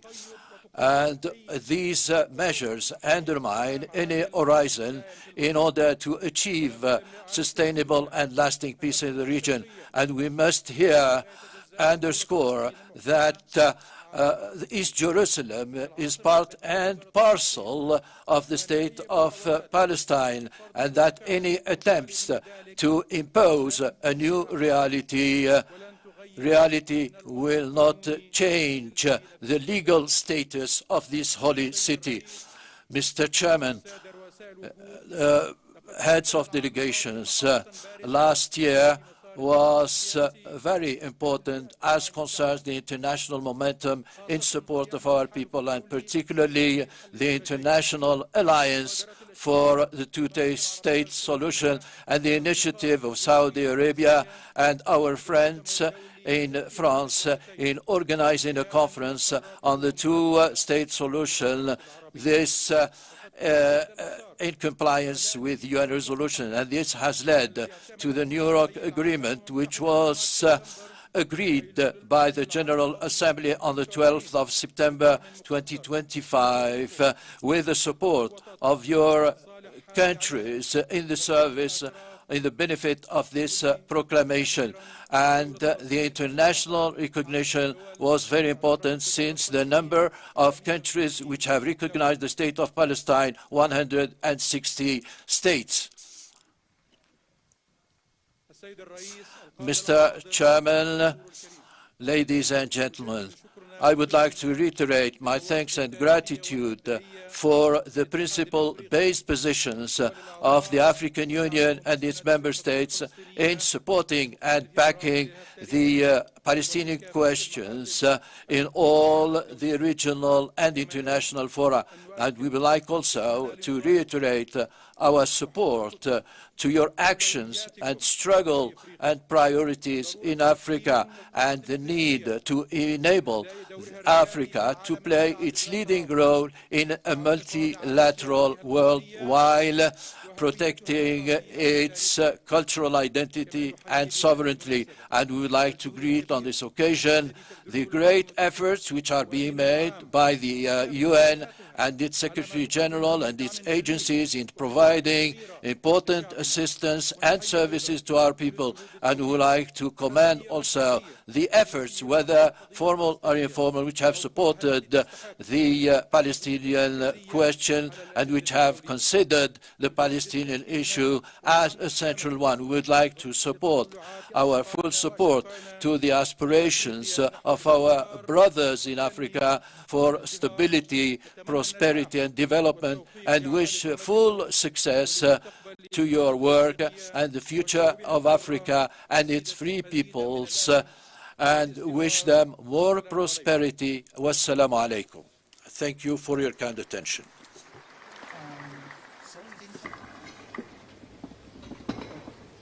Merci, Votre Excellence. I thank you, Excellency. I have the honor now to invite His Excellency Giorgia Meloni, President of the Council of the Republic of Italy, to make her statement. Excellency, you have the floor.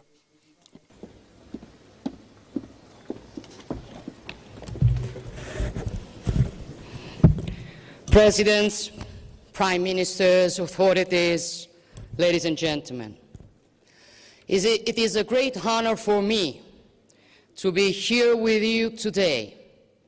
And I would like to express my heartfelt thanks once again to President Yusuf and President Lourenco, as well as to all of you for this historic opportunity offered to Italy. The invitation to participate in the Assembly of Heads of State and Government of the African Union, the forum in which this organization discusses its fundamental political choices and determines the strategic direction of the continent, is a recognition that can only make Italy proud and that will Italy accept with respect and a sense of responsibility. It is a demonstration of trust that we will not disappoint. I have the honor to lead a nation that has in its DNA characteristics that historically make it a respected and valued partner. Propensity for dialogue, capacity for discussion, respect for others before anything else. A nation that has built part of its identity and its foreign policy on the profound meaning of a world that in times as unstable and unpredictable as ours can be the key to charting the course. And that word is cooperation. The word cooperation comes from the Latin cooperare, to work with. True cooperation, that is, never sees an active and a passive subject, but exists only in a relation between equals, a relation in which the specificities of each one are indispensable for achieving a common goal. If you look down on someone, you cannot cooperate with them. If you want to plunder their resources, you are not cooperating with them. Even if you just want to give charity, you cannot call it cooperation, for cooperation is another thing. And what Italy wants to do is to cooperate. Yesterday, together with many of you, we attended the second Italy-Africa Summit, the first ever to be held on this continent. I would like to thank the Ethiopian Prime Minister, my friend Abiy Ahmed, and the leaders of the African Union for their hospitality and cooperation in organizing the event. In that context, we discussed what we can do to further strengthen and consolidate one of the most concrete outcomes of this idea of cooperation, which is the Mattei Plan for Africa.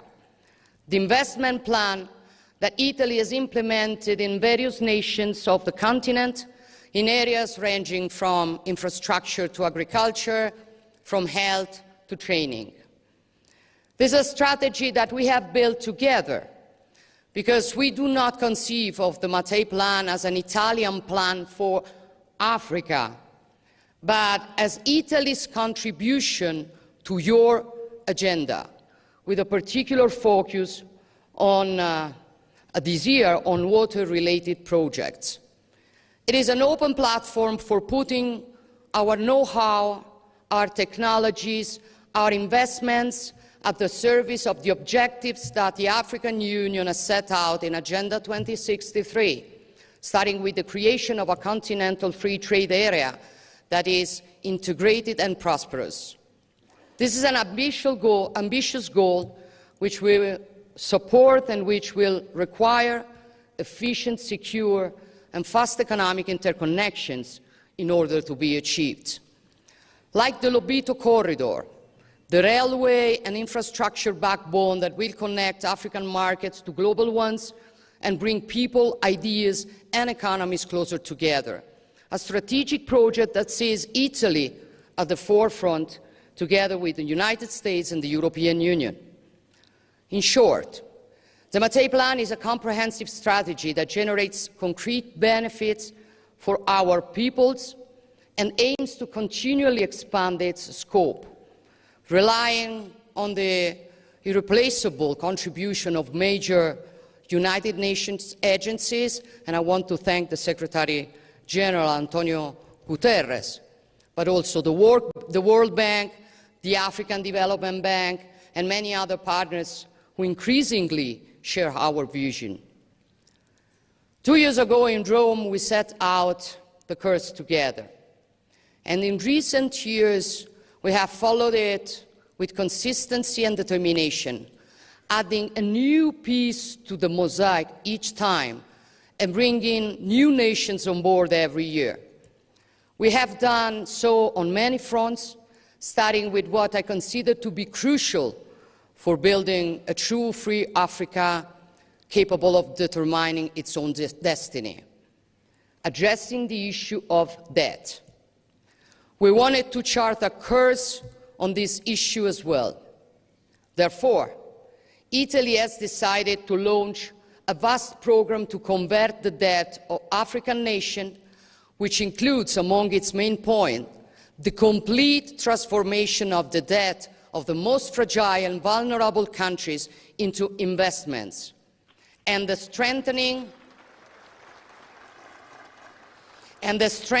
of the contribution to the World Bank's AIDA funds.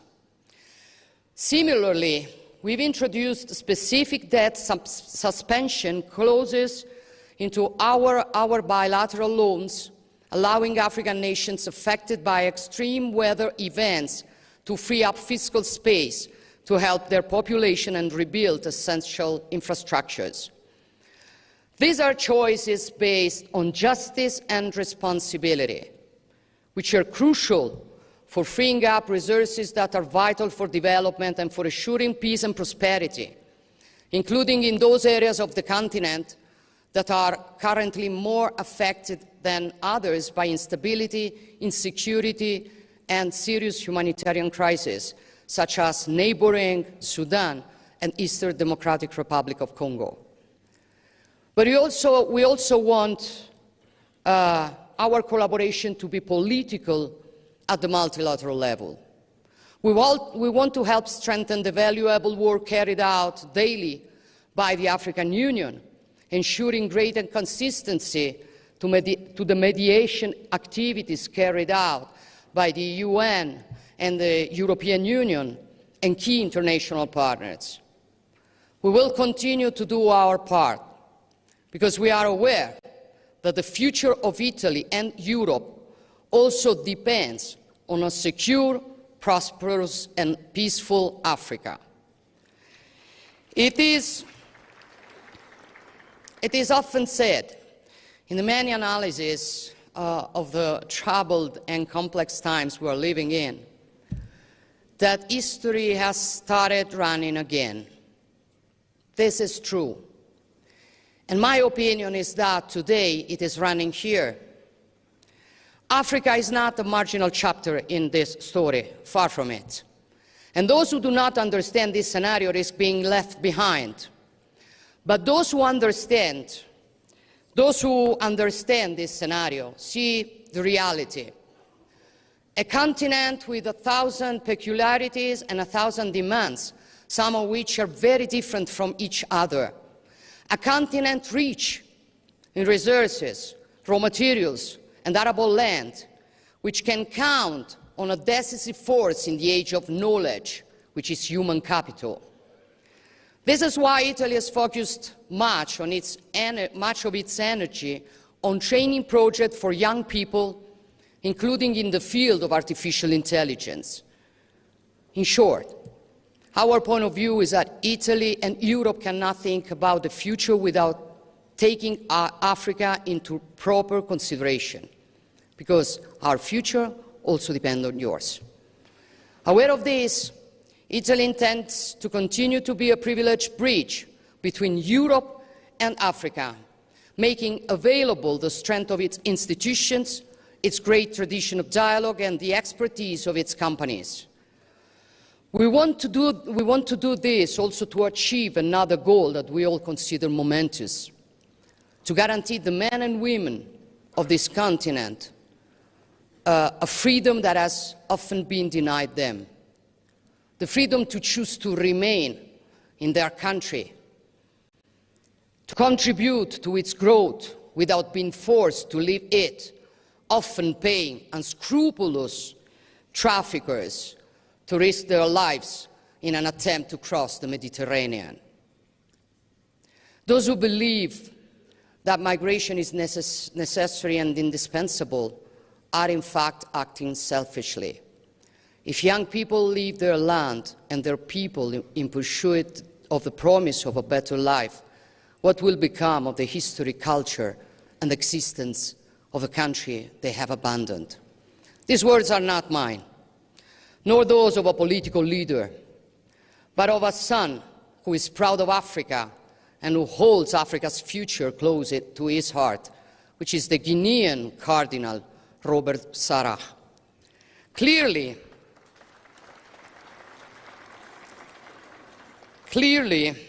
in order to guarantee the right not to have to emigrate, it is necessary to offer concrete opportunities for training and work, to enhance human capital and improve the quality of education, invest in skills and educational systems, and create industrial partnership and joint ventures capable of generating stable, quality employment in the territories.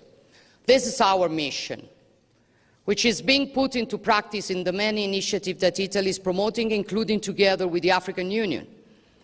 And what I would like to see today is, in this solemn place dedicated to another great son of a free and proud Africa, Nelson Mandela, is a great alliance between us to put training, research, university, and innovation at the center of our common commitment. An alliance aimed not at taking away talent, but at multiplying it and building a model of development that respects people and values different identities.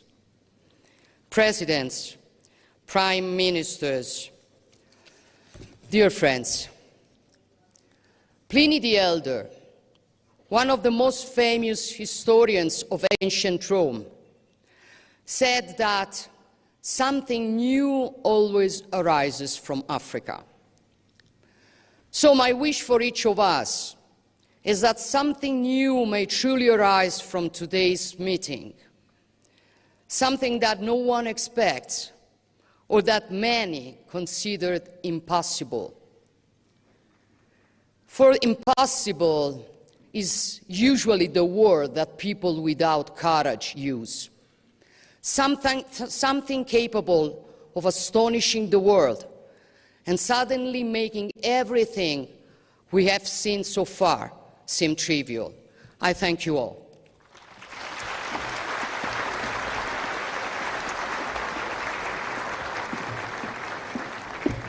Thank you so much, Excellency. J'ai l'insigne honneur maintenant.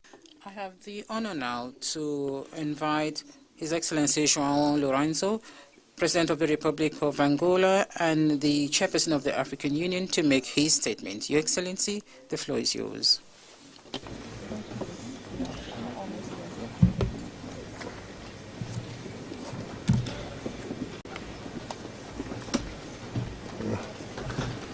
Assim tão alto.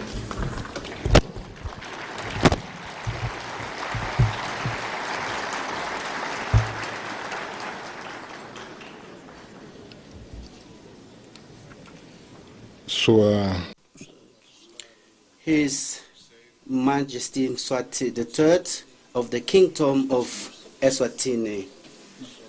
His Majesty Letsi III of the Kingdom of Lesotho. His Excellency Abiy Ahmed Ali, Prime Minister of the Democratic Republic of Ethiopia and the host of the Assembly.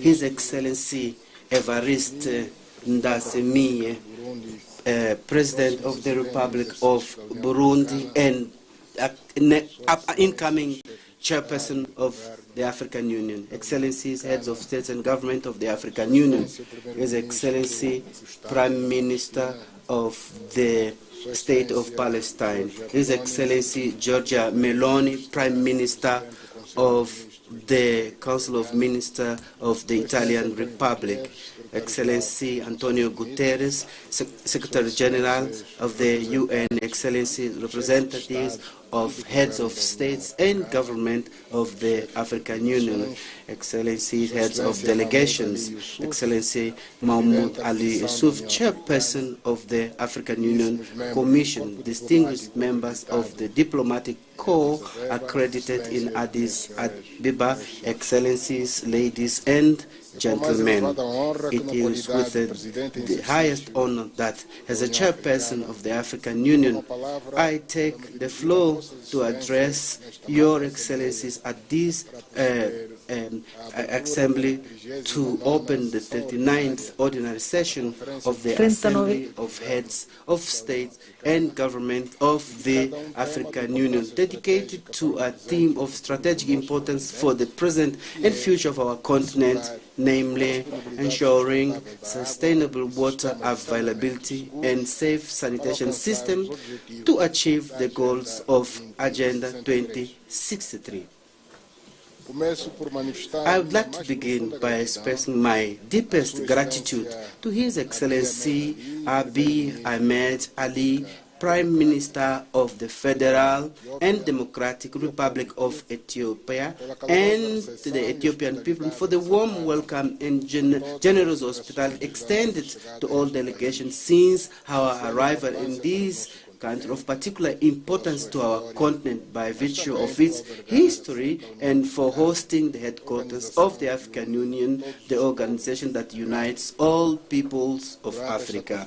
During this assembly, we will discuss issues of great importance for the functioning and growth of the African Union, as well as reflecting on the objectives set by the organization for the year that has just ended, on results achieved and what remains to be achieved.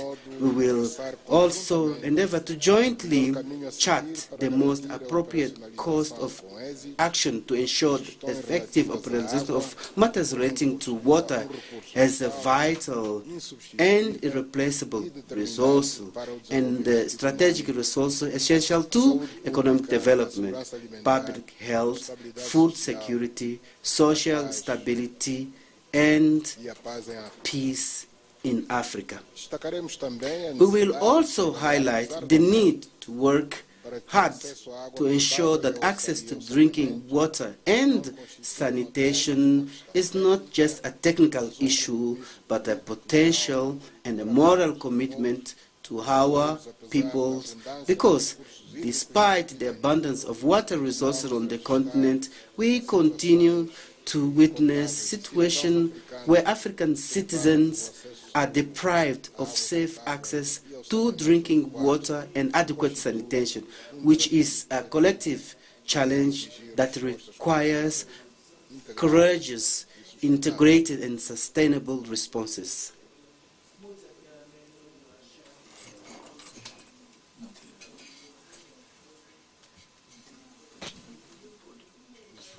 The efforts that we have undertaken to build the Africa we want cannot be fully realized without making significant investment that deliver tangible results in the water and sanitation sector.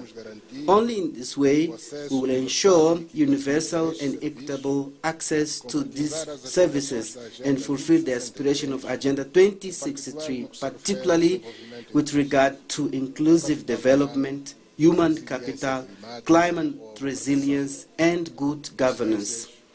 Excellencies, ladies and gentlemen, exactly 1 year ago, the Republic of Angola assumed the chairmanship of the African Union with the firm determination to advance initiatives to contribute to the attainment of the overarching objective enshrined in the Agenda 2063 of the African Union, as well as for the effective operationalization of the issue related to the search for justice for Africans and people of African descent through reparations, a theme adopted by our organization for the year 2025. This mission, entrusted for the first time to my country, has allowed me to contribute with your support to the progress of our common cause based on shared values inspired by the founding fathers of the Pan-Africanism. Throughout this mandate, we have endeavored to strengthen the role of African Union as a platform for political coordination and concrete action, promoting a closer synergy between member states and the regional economic community, reinforcing preventive approaches to the impacts of climate change, mobilizing strategic partnership for the funding of resilient infrastructure, and reaffirming the following principles. Sustainable development is inseparable from stability and lasting peace. The full development of Africa will only be possible if no one is left behind. It is in this framework that Angola chairship was structured, upholding infrastructure and human capital as key pillars of Africa's comprehensive development, underpinned by fundamental strategic priorities, namely peace, security, and good governance, sustainable development and economic growth, continental integration, human capital and infrastructure, and the strengthening of strategic partnership and effective and inclusive multilateralism. As part of the implementation of the main objective focus on the above-mentioned theme, we worked in coordination with the African Union Commission to hold in Rwanda the third summit on financing for development of infrastructure in Africa that was held in October 2025. This event, aligned with the U.S. Africa Business Forum, held in June of the same year, and with the priority action defined at the continental level within the framework of the acceleration of the second 10-year implementation plan of the Agenda 2063 for the period 2024-2033, was a unique opportunity to articulate our national, regional, and continental development strategies in line with our ambition for growth, transformation, and regional integration. At the Infrastructure Summit and also at the Business Forum with the United States, we were able to unite Africa's key partners around the fulfillment of the commitments of the great development dream, and thus mobilize significant financial resources to invest in sectors like health, agribusiness, tourism, digital transformation, integrated economic corridors, rail network, transnational motorways, the African single electricity market, and the development of our African Aviation Master Plan. We recently announced in Dubai the launch of a major platform entrusted with mobilizing financial capital dispersed across the world to be directed to Africa within an innovative framework aimed at leveraging our natural resources for economic development and social development of our continent. This is the Global Summit for Investment in Africa, whose main promoter is Dr. Akinwumi Adesina, our well-known brother, which will have its first summit in Rwanda at the end of this year. By doing so, we have demonstrated that Africa is capable of mobilizing, plan, and act collectively to build solid foundation for a better future. In carrying out the initiative described above, we also aimed to emphasize the acceleration and the implementation of the African Continental Free Trade Area as a true engine of Africa's economic transformation and social transformation. This flagship project of the Agenda 2063 of the African Union has the potential to make us more stronger in a world increasingly marked by polarization, contributing for a meaningful integration, which remains one of the central pillars of our collective action. In this context, I'm confident that we will continue to work together to expand transnational transport projects and energy infrastructure aimed at connecting our peoples and our market, as the important investment in my country by Lobito Corridor, just to mention but one example. Without roads, without ports and adequate digital and energy networks, without consistent infrastructure, integration will remain an unattainable dream.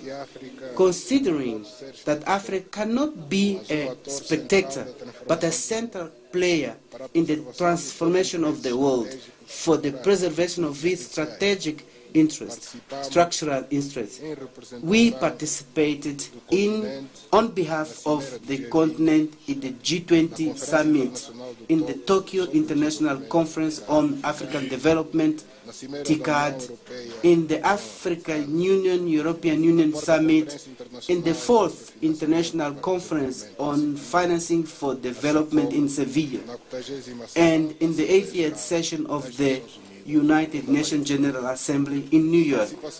Our participation in these events was extremely important for Africa because we took advantage of these occasions to defend our common position on issues of vital interest for our continent, such as the reforming of the international financial architectures in making it more inclusive, effective, and adapted to the current challenges, supporting the reduction of African countries' debt costs, and increasing access to sustainable financing, strengthening our renewable energy production capacity, increasing climate resilience, and social protection.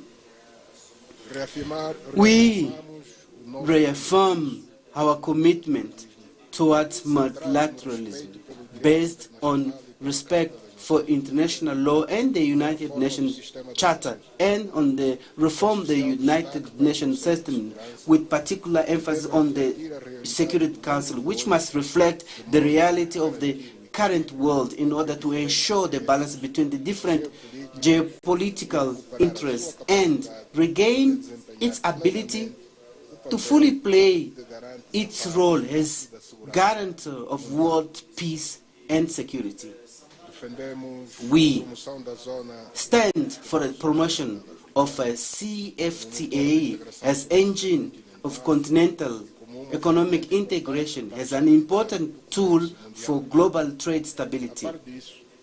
In addition, we highlight the need to count on the support of our partners in investing in Africa's industrial development and transformation of our agricultural system to make them resilient to climate change. The Angolan President has also paid particular attention to the internal functioning of the African Union from the technical, legal, and administrative and organizational point of view.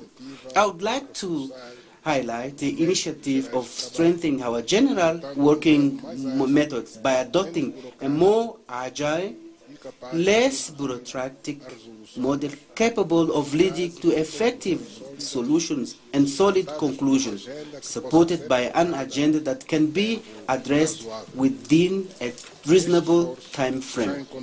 This effort, which is of consensus amongst member states, will lead to the adoption of a decision of great importance during this present session.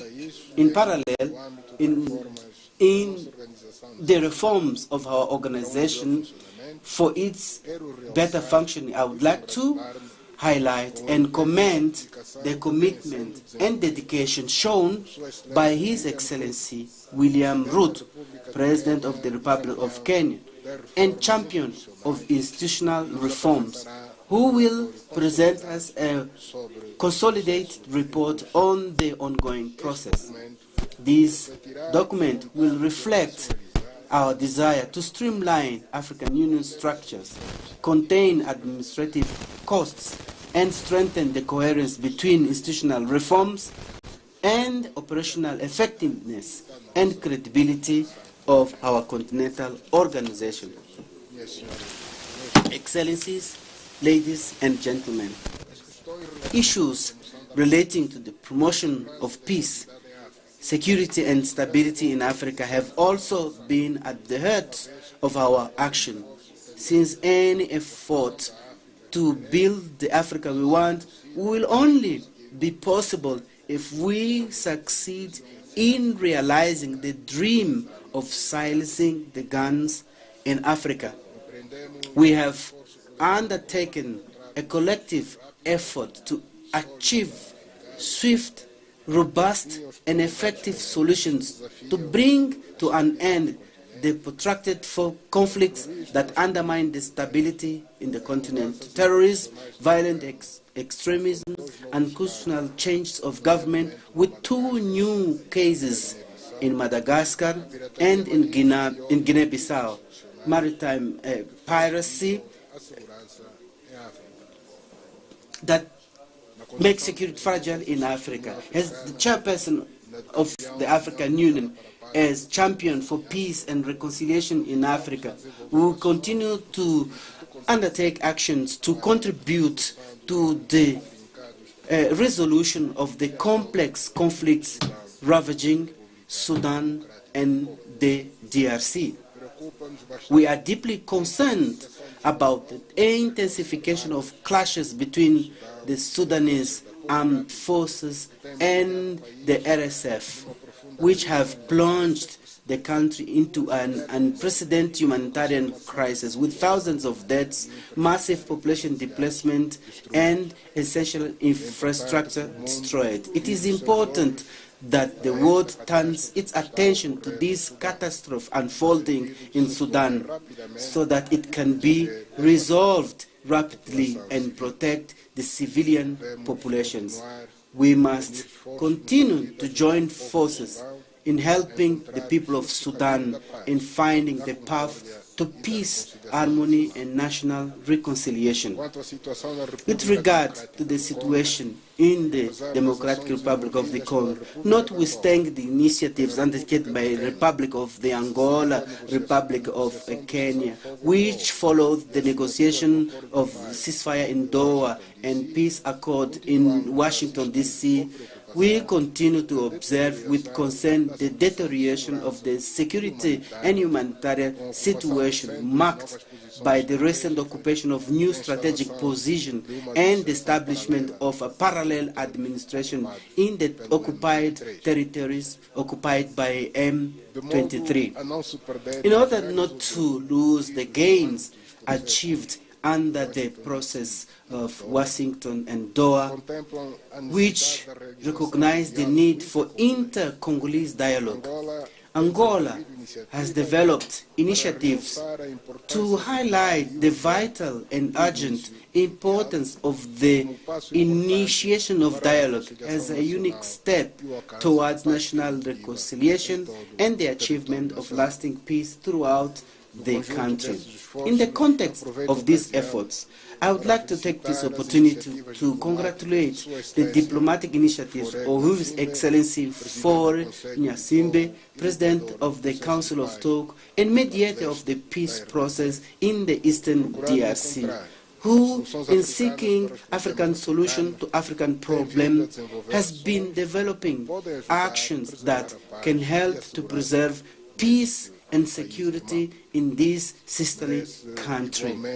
It is also of major concern the expansion of terrorist groups that continue to severely affect Mali, Burkina Faso, Nigeria, and northern Cameroon, jeopardizing the security of population and the cohesion of states. Also in Somalia, despite the efforts of the federal government and the African Union through the Stabilization Support Missions AUSON, repeated terrorist attacks are weakening the entire region of the Horn of Africa, with impact in southern Africa, particularly in the northern of Mozambique.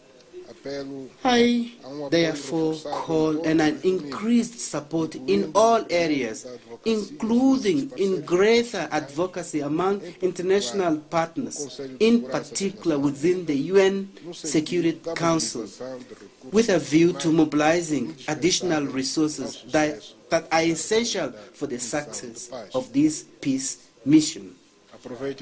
I also take this stage to reiterate the African Union's firm position that rejects any initiative aiming at recognizing Somaliland as an independent entity, as this is a violation of principles of the Constitutive Act of the African Union and the norm of the inviolability of borders inherited from independence. The preservation of the sovereignty, territorial integrity, and unity and stability of the Federal Republic of Somalia is non-negotiable.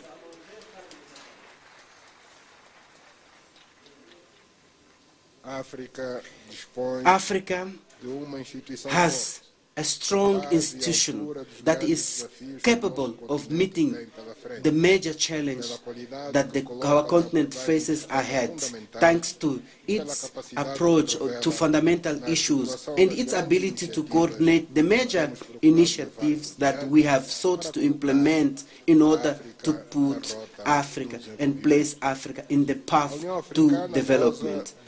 The African Union enjoys growing prestige, as we can see from the interest from our partners in making their voices heard in our meetings, because they recognize our potential internally and the contribution that we can give in our resources to the development of humanity.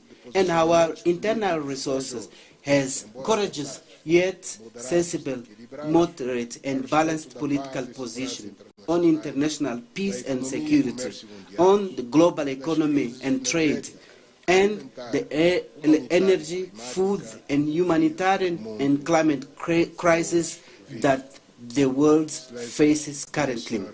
Excellencies, ladies and gentlemen, as a member of the Peace and Security Council for the period 2024 to 2026, my country has committed to strengthen this fundamental body of our continental organization and adapt the African peace and security architecture to the current challenges.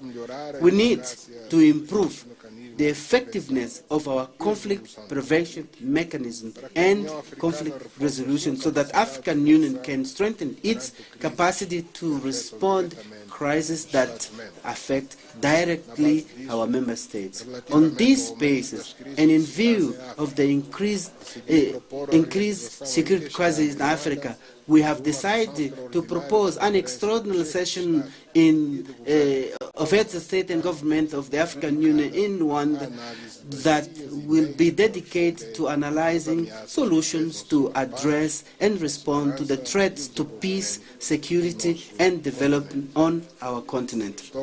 I am convinced that this initiative could contribute significantly to strengthening the mechanism and means of conflict prevention and management and resolution of conflicts in Africa. We are witnessing to the emergence of new phenomena that should not be legitimated and endorsed by the African Union Peace and Security Council. When we talk on the need to restore constitutional order after power has been seized by unconstitutional means, we are not saying that it will be restored as long as the perpetrators of the coup d'etat hold elections and get themselves elected. This is a way of whitewashing an act that lacks legitimacy, which unfortunately is being seen as normal and therefore acceptable, when indeed it threatens the foundations of principles of peace and security of the continent.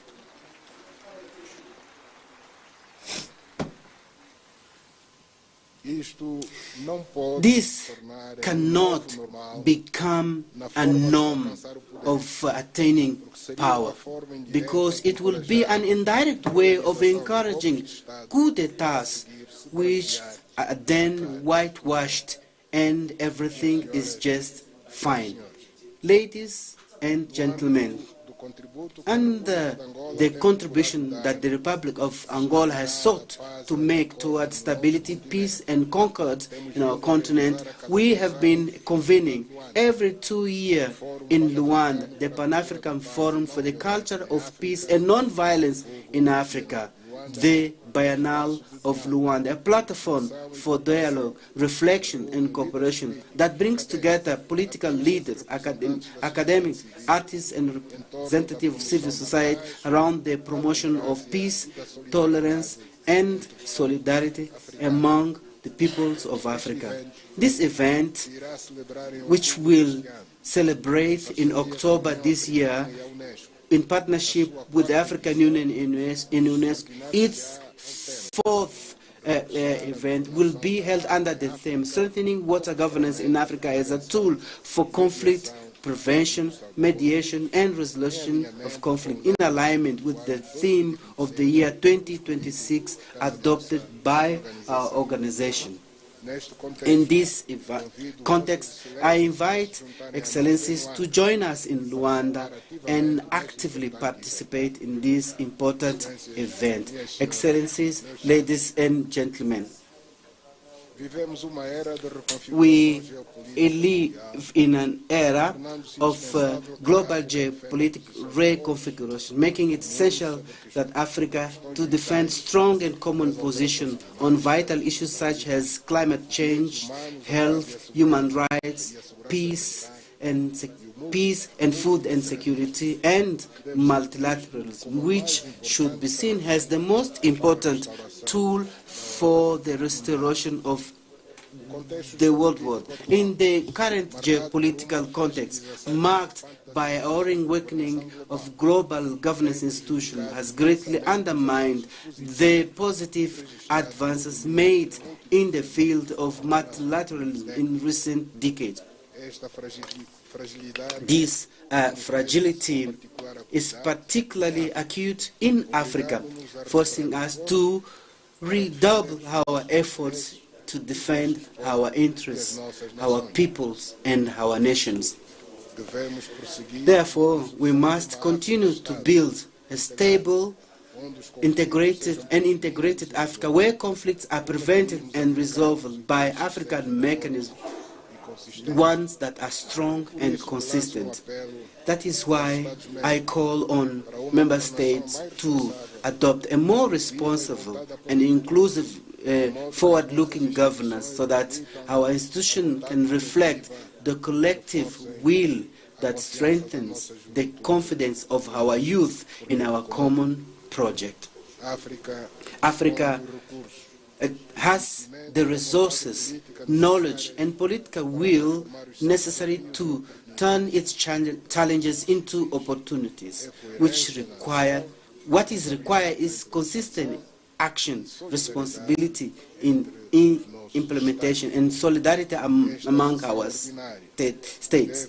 This ordinary session should allow us to assess the progress, identify challenges, and above all, make clear commitments capable of producing real impact in the lives of our population. It should also reinforce our collective resolve to build a more resilient and fairer and more prosperous Africa in line with the vision of Agenda 2063 and legitimate aspirations of the African people.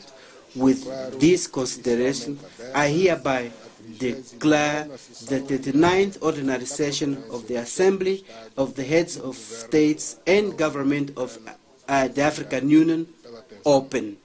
Thank you very much for your kind attention.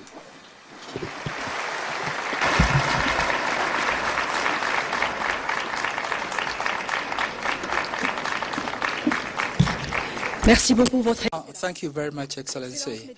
Excellencies, ladies and gentlemen, permit me now to invite His Excellency Ambassador Yusuf Assoumani, Ambassador of the Union of Comoros to Ethiopia and Parent Representative accredited to the African Union, Dean of Ambassadors in Ethiopia, to introduce the new Bureau of the AU Assembly for 2026. Ambassador, you have the floor.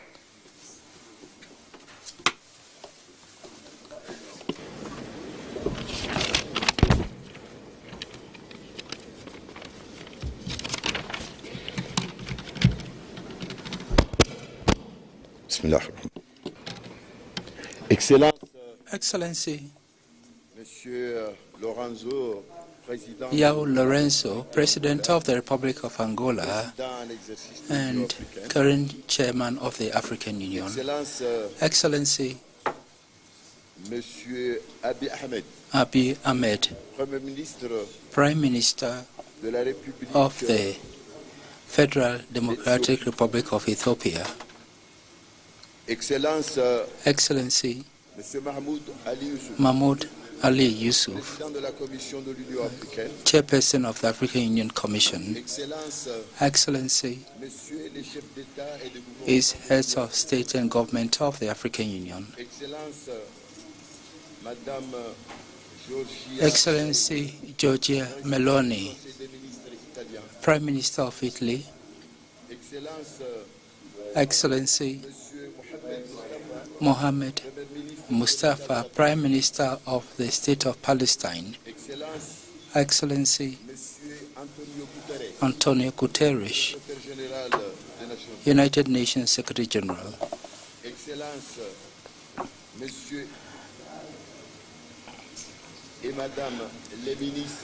Excellencies, Ministers of the African Union.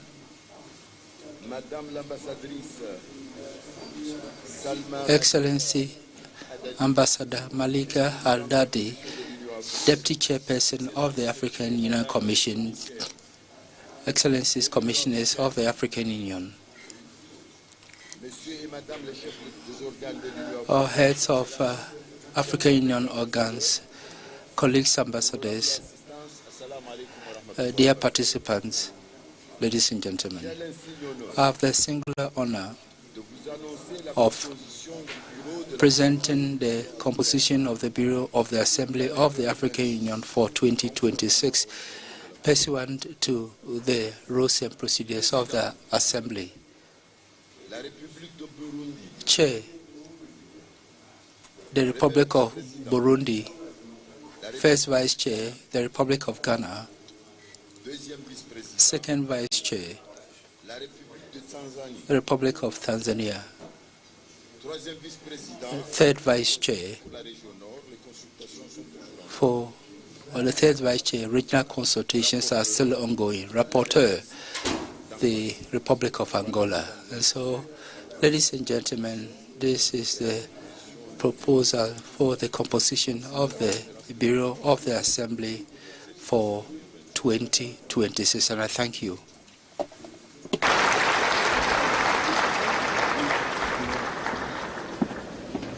Merci beaucoup, Monsieur l'Ambassadeur. Thank you very much, Ambassador. Excellencies, ladies and gentlemen, permit me now to proceed to the handover of the chairmanship of the African Union. I have the honor to invite His Excellency Joao Lourenco, President of the Republic of Angola and outgoing Chair of the African Union, to deliver his remarks. Thank you, Excellency. You have the floor.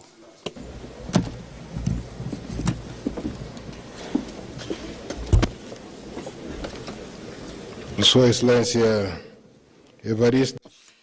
Your Excellency Evariste Dashmi, President of the Republic of Burundi and incoming Chair of the African Union, Excellencies, Heads of State and Government of African Union Member States, Your Excellency Mahmoud Ali Yusuf, Chairperson of the African Union Commission, ladies and gentlemen, Excellencies.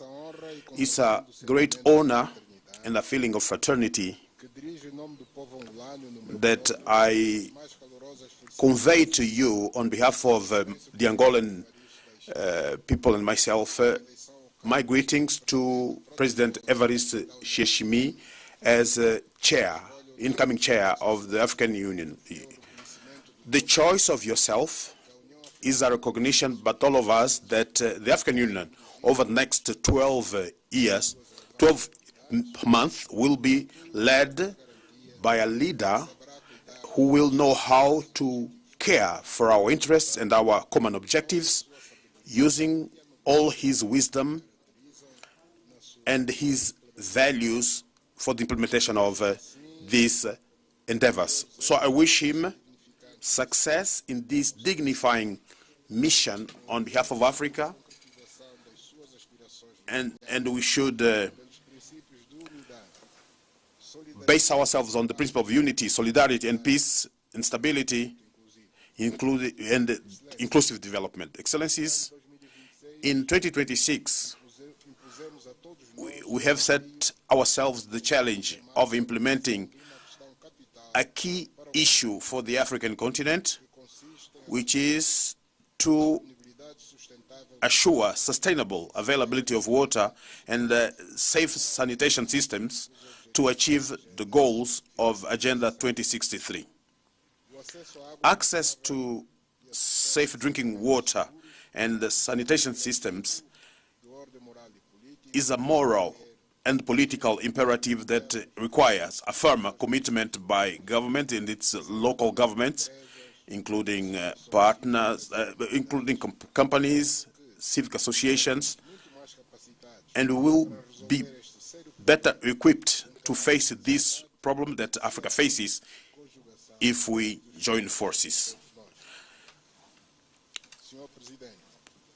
Mr. President, you have a complex and demanding mission ahead of you, which will absorb a large part of your energy, of your time, but I believe that it's worthwhile to look for solutions into which all of us are included so that we break this cycle of underdevelopment that we face, that has very promising perspectives if we focus our attention and energies to achieving this goal.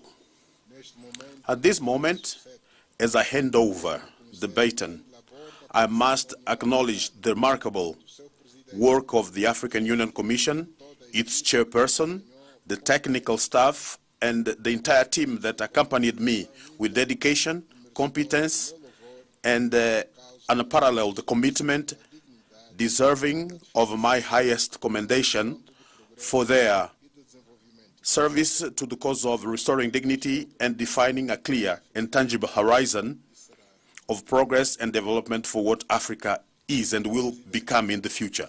Mr. President, I'm aware that all African nations look to you with the renewed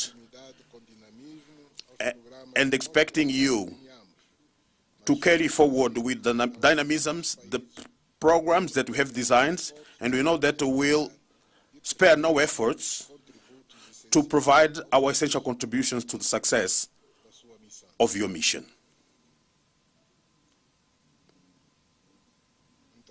Thank you very much.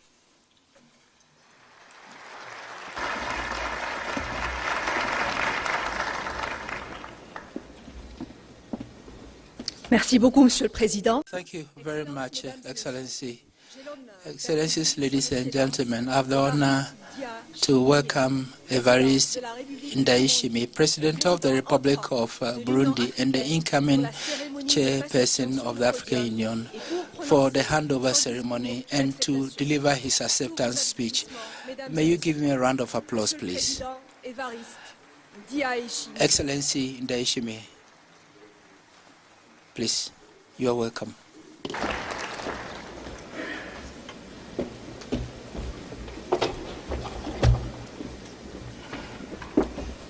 Excellence, félicitations. Merci. On va faire la passation, le drapeau. Bonjour. Bonjour. Ça va? Okay.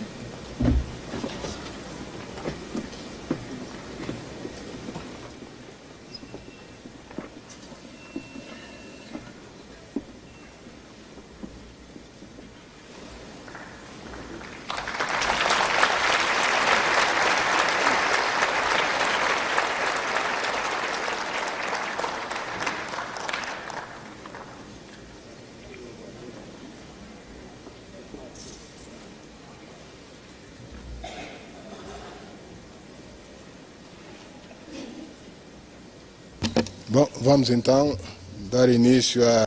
So we will now start our handover ceremony, starting with our union's flag.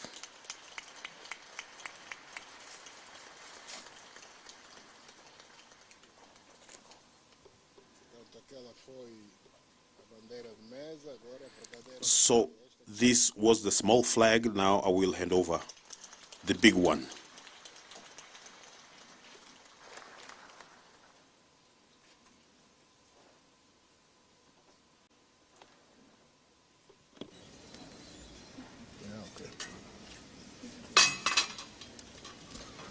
Bom, e agora o mais importante. Now the most important. The token of real power that President Ndayishimiye will take over, which is the gavel, to call people to order. Those who are not in order face the risk of being hit by the gavel on their heads.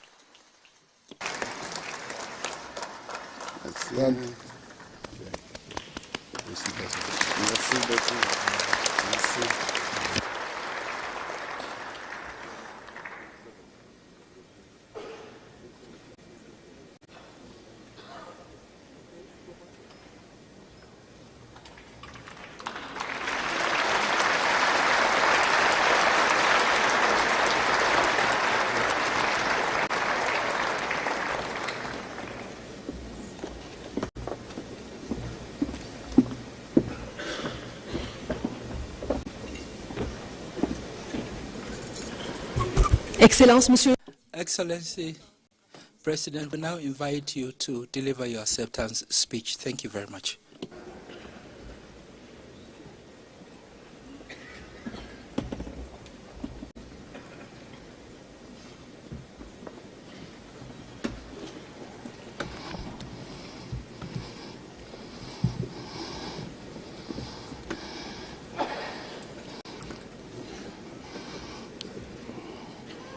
In the name of the Almighty God and all merciful God, I thank you, Your Excellency, President of the Republic of Angola, and outgoing Chairperson of the Assembly of Heads of State and Government of the African Union. Excellency, the Prime Minister of the Federal Democratic Republic of Ethiopia, and your wife,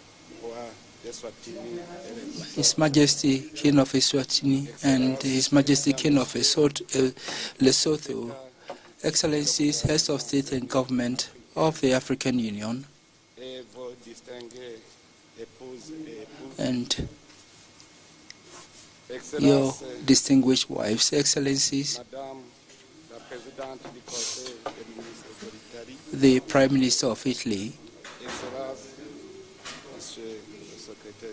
Excellency, the Secretary General of the United Nations, Excellency, the Chairperson of the African Union Commission, Excellency, the Deputy Chairperson of the African Union Commission,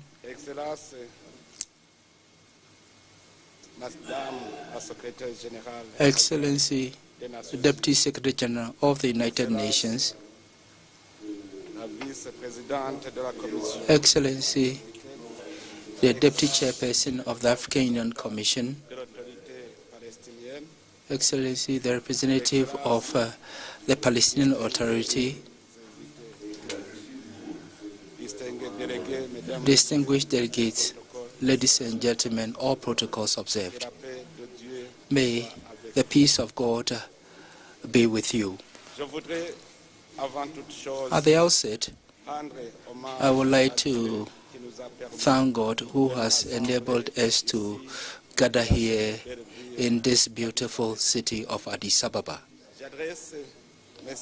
I would like to express my deep gratitude to the Ethiopian authorities for the warm reception accorded us and for the legendary hospitality extended to us during our arrival in this country. And we also express our deep gratitude for what has been the compliments extended to us during our stay here. Ethiopia has once again confirmed its historic role as a land of African unity and dialogue among peoples. I would also like to pay a vibrant tribute to the founding fathers of the African Union, who in 1963 met here in Addis Ababa and decided to transform the Pan-African ideal into concrete project at the service of unity, solidarity, and the sovereignty of the continent. They labored with conviction to make OAU, which became the AU, an instrument of liberation, dialogue, and cooperation among African states, convinced that unity was the pathway to dignity and the progress of the continent, a precious heritage which continues to inspire us. So I will align myself with the others to celebrate the memory, courage of our illustrious forebears. Excellencies, ladies and gentlemen, from this rostrum, I would like to express my gratitude to you for the confidence that you have reposed in me and through me, the Republic of Burundi and all the Burundian people.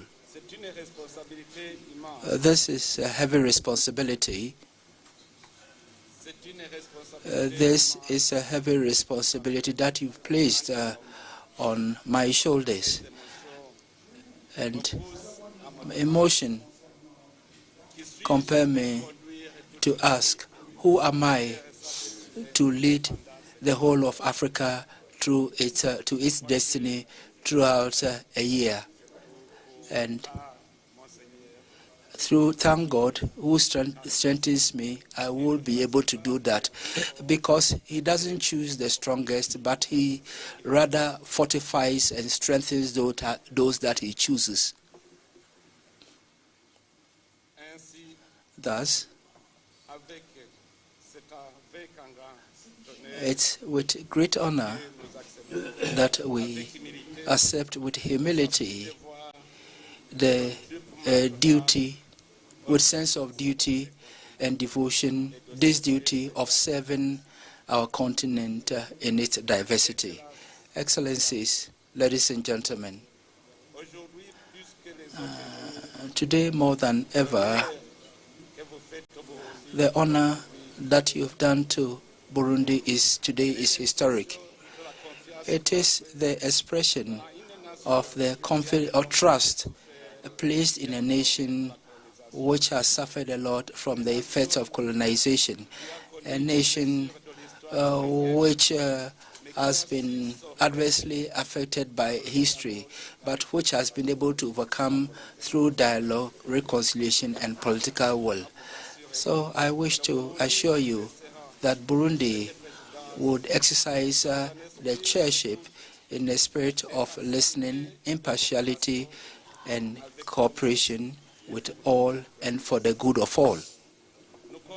We intend to work with all countries, with the African Union Commission, and with all our organs in the search for consensus.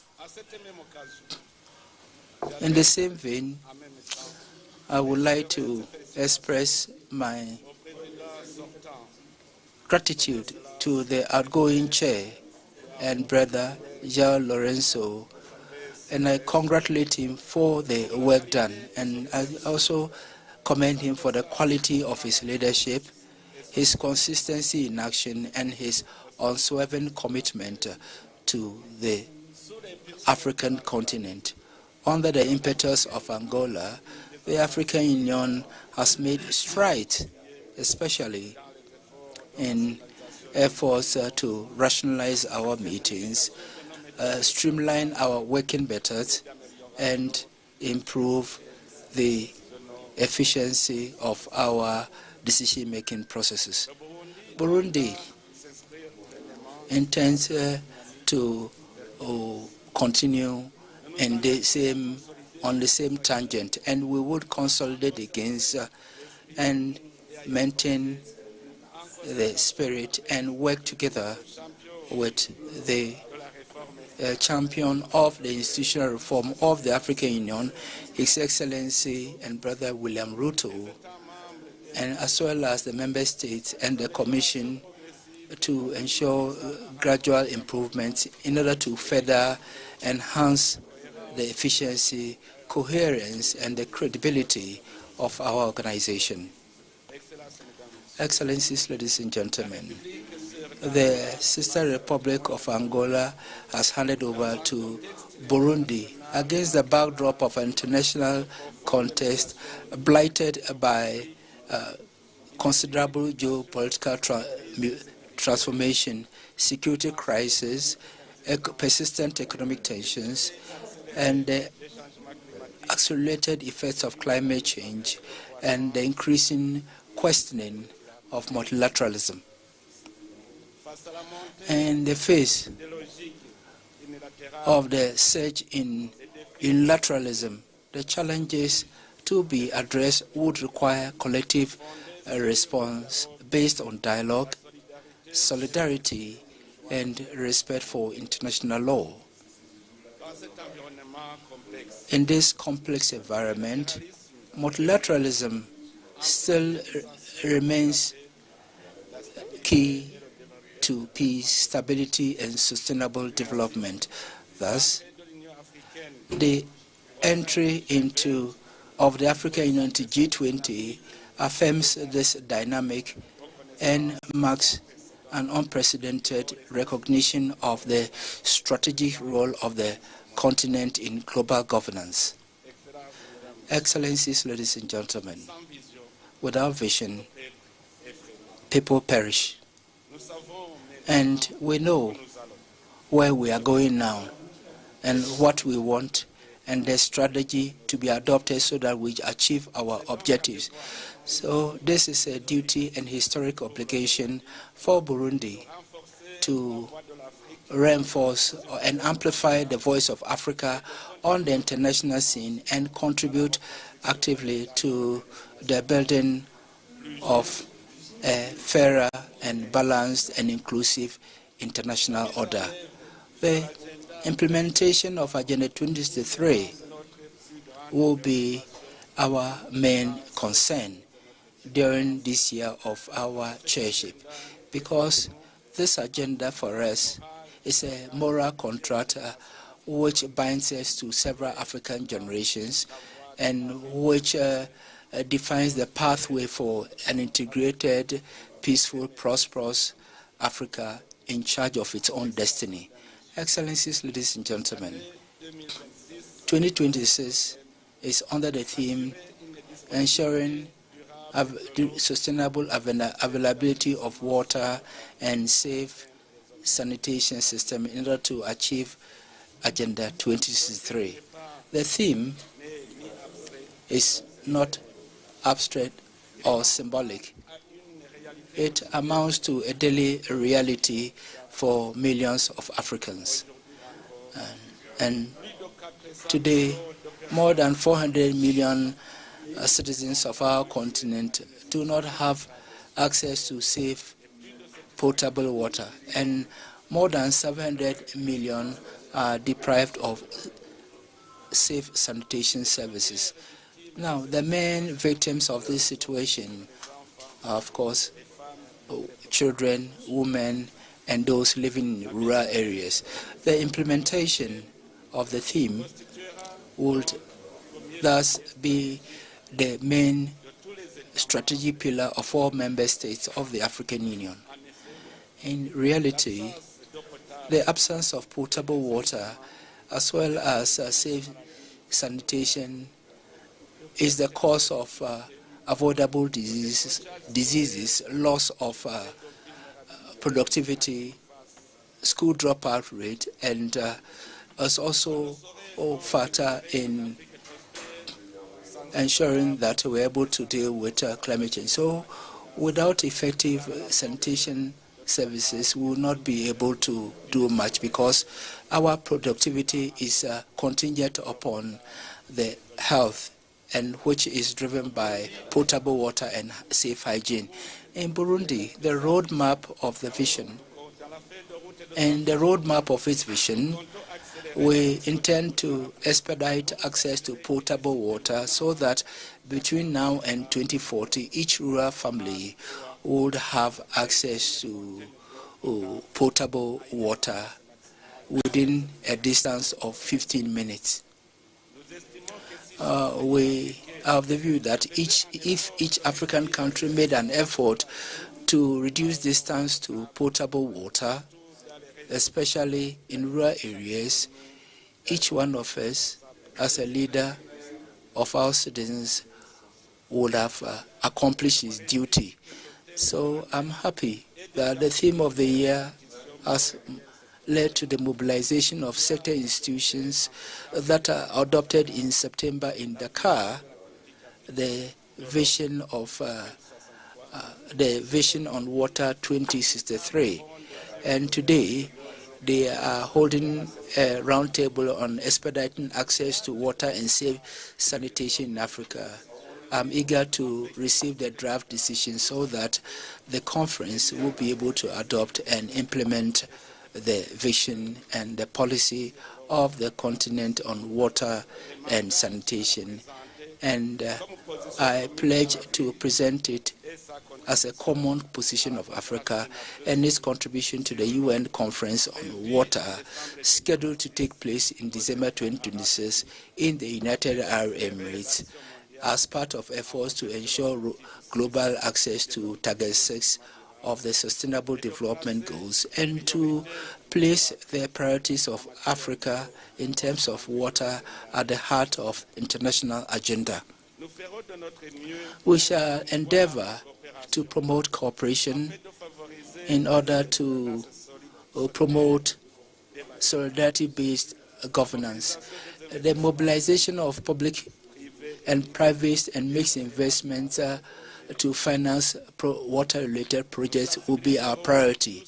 We shall sensitize all those who intervene in the water sector to directly involve the local communities and women in the management of water resources in order to yield the desired impact, that is, transforming access to water and making it a tool for peace and prosperity.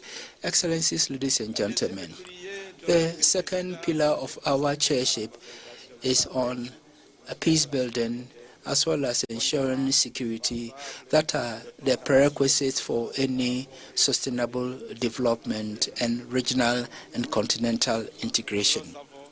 We all know, Excellencies, peace is sine qua non for institutional stability, for productive investment, for social cohesion, and for trust among peoples and states.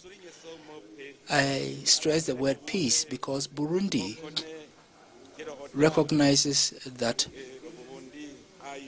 the delay in its development was largely due to conflicts, even though it had all the necessary requirements for its development. It has also this happy experience of coming out of conflict through peaceful means and maintaining its peace, which has been restored. During our chairship, we shall spare no effort to promote the initiative of silencing the guns, which embodies the deep aspirations of our people to live in security, dignity, and hope. And we want the African Union to put premium on strengthening complementarity between the African peace and security architecture and then African governance architecture in a holistic approach combining conflict prevention, early warning, preventive diplomacy, mediation, inclusive governance, and post-conflict reconstruction in close collaboration with the regional economic communities and the regional mechanisms in order to restore peace. Excellencies, ladies and gentlemen, the experience on our continent shows that durable peace can only be built through inclusive process of permanent dialogue, reconciliation, reinforcing of national cohesion, and consolidation of institutions. It's also contingent upon the promotion of participative governance, justice, and balanced economic development, as well as taking into account the structural drivers of fragility, especially poverty, persistent inequalities, exclusion of youth, and the marginalization of some sections of our society. We shall once again resort to the dynamism and then the good faith of the youth, whilst also involving women, to reflect on a sustainable strategy for preventing conflicts in Africa. Therefore, and as we do each year, in my capacity as the AU champion for youth, peace and security, I intend to organize in August 2026 in Bujumbura, the capital of African youth, one of the biggest meetings of the African youth, which will be devoted to a continental dialogue on youth, peace, and security, coupled with the Women, Peace and Security agenda. The forum will be intergenerational and will seek to promote open, constructive engagement between the youth, political leaders, continental institutions, civil society, academia, and the private sector. The purpose is to enhance mutual understanding and to capitalize on African experience and to make effective recommendations that are in sync with the realities on the ground. Through this initiative, Burundi would seek to ensure that the youth take ownership of the African youth peace security agenda, whilst affirming the central role of African Renaissance, which we all wish for. In the same vein, the search for peace and enhancing African solidarity, we would initiate a collective reflection on the need to review some institutional practices and their impact, especially those relating to the participation of some states in our work. In reality, in responding to the principles and the normative framework willingly adopted by our organization, especially Article 30 of the Constitutive Act, experience has, however, shown that sustainable peace and peace are contingent upon dialogue, listening, and inclusion. Furthermore, the sad observation is that the categorization of these would only make citizens who would sit on the fence and would not be involved in the activities of the state, because though authorities are accountable to citizens and would also have to engage with the external world.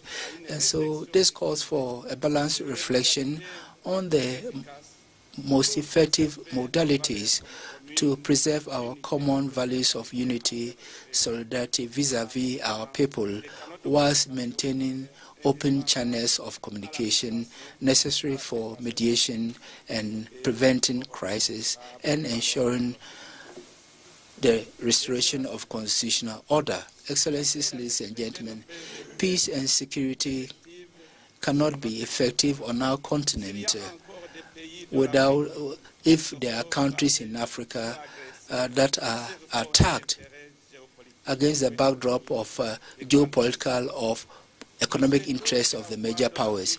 We want the voice of Africa to be raised in respect of international law, the territorial integrity of our countries, the sovereignty of our states, and the rights of people to decide their own destiny. No African country should be recolonized, invaded, or obliged to submit itself to any power in the 21st century.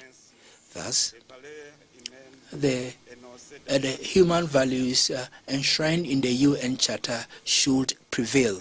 Excellencies, our continent will not win the battle of development as long as we have conflict in some parts of the region.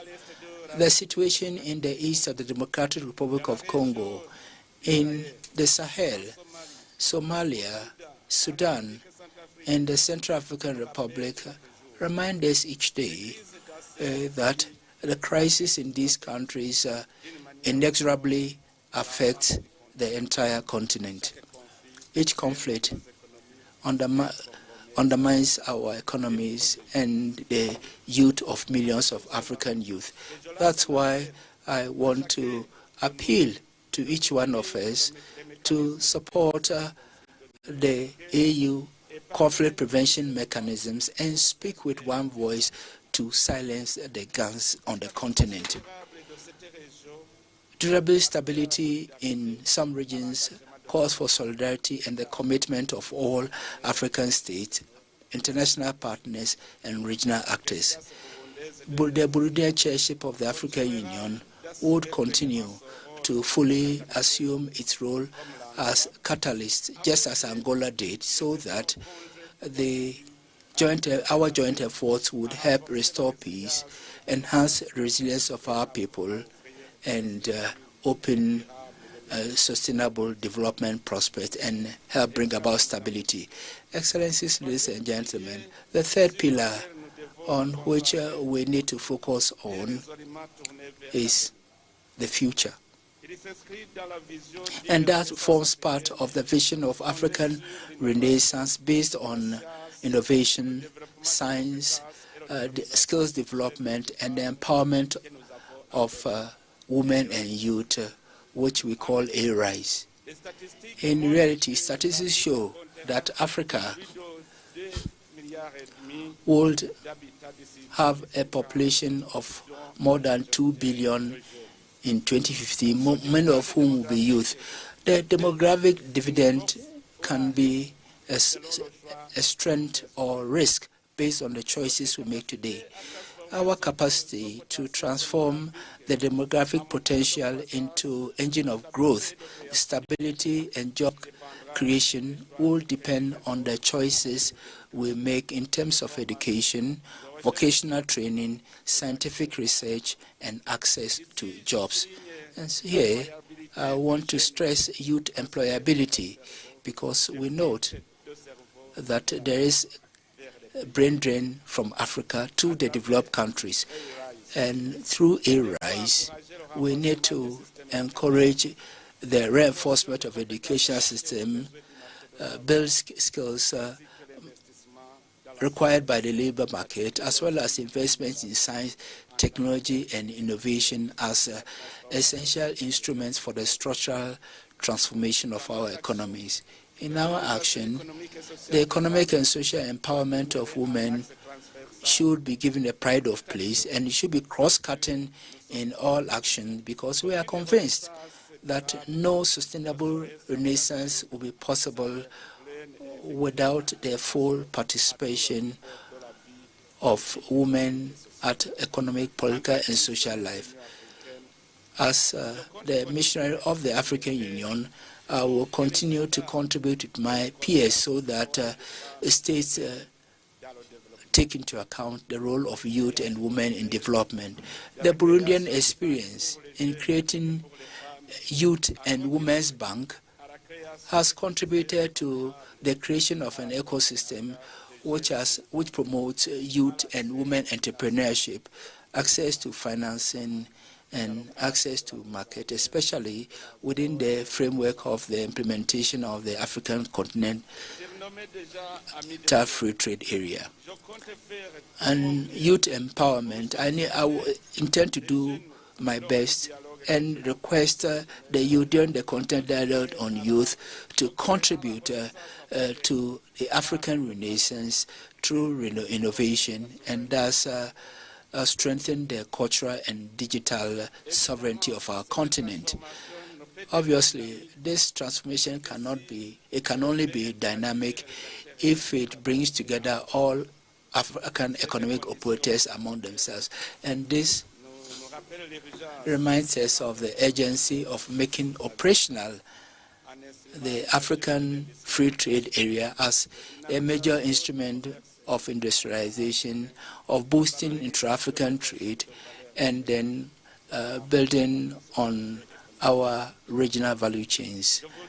So at this stage, I would like to thank all the member states that have ratified the ASEFTA treaty, because now we can effectively launch its operationalization. Excellencies, ladies and gentlemen, we need to keep in mind that the attainment of our common vision is contingent upon the gradual, coherent, and decisive implementation of the flagship programs of the African Union, which underpin Agenda 2063.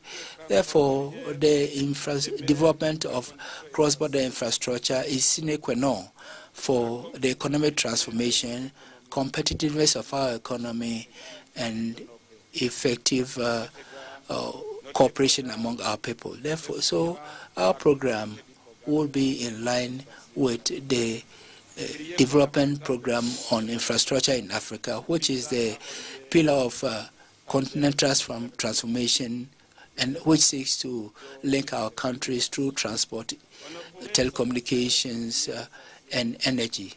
And it will be remiss on our part if we also don't focus on the permanent search for food security, which underpins any human development. Thus, the comprehensive agriculture development program in Africa would help create jobs and would also enhance the resilience of our economies in the face of the effects of climate change. That's very important. In Burundi, agriculture remains the main means of subsistence of the bulk of our population. And this reality has compelled us to place agriculture, nutrition, and public health at the heart of our national policy. And this experience is guided by a conviction which has become the basis of our public action. Each Burundian should be able to eat in every part of our country.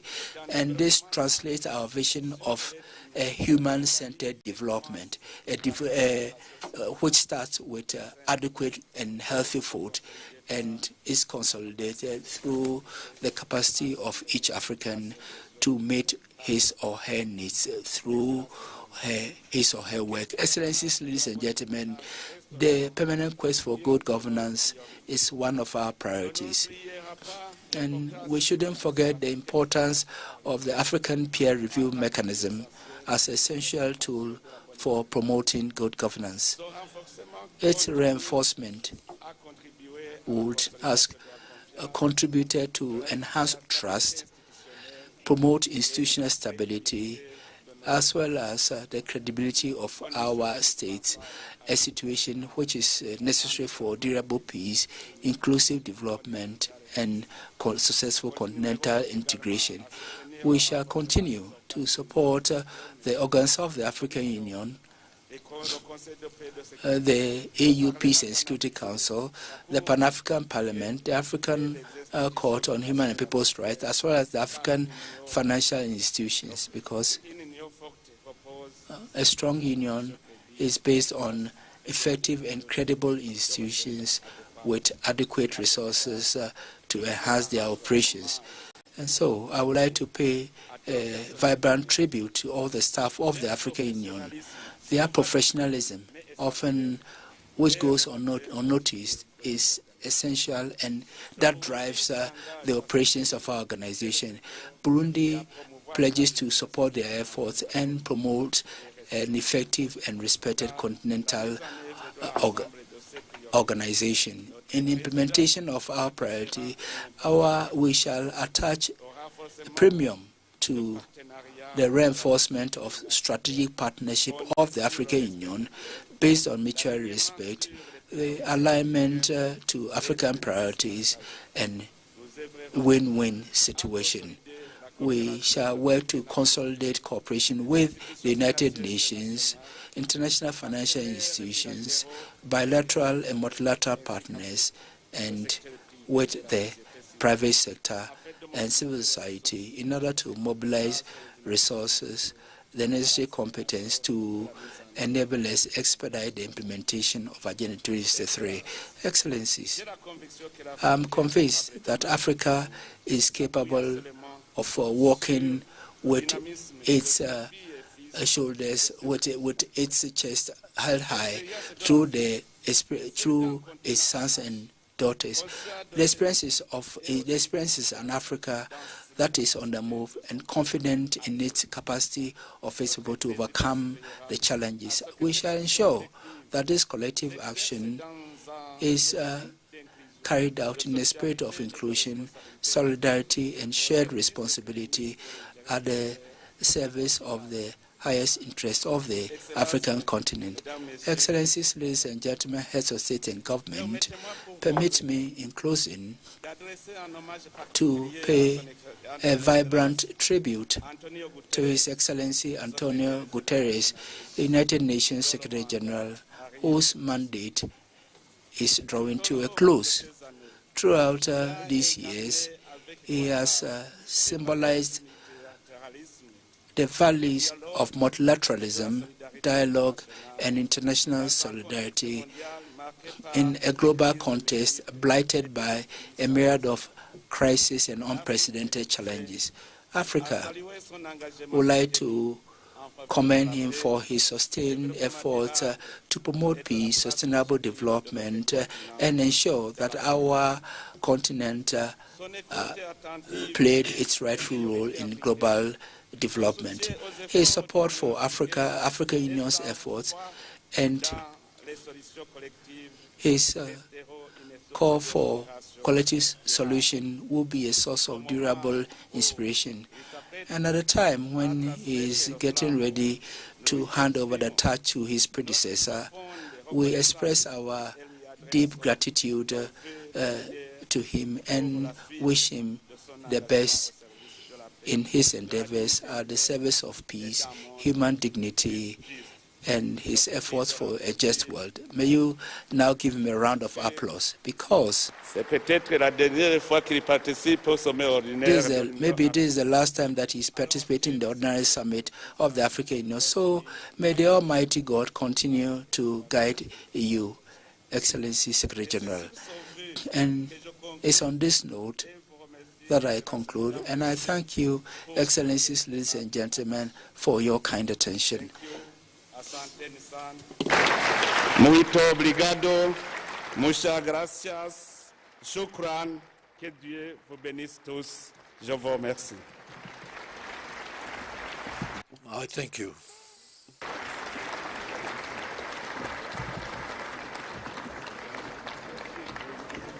Grand merci, Excellence. We thank you very much, Excellency. Ladies and gentlemen, I have the honor now to invite His Excellency, the Commissioner for Agriculture, Rural Development and Blue Economy and Sustainable Development, to present the theme of the year 2026. Excellency Commissioner, you have the floor.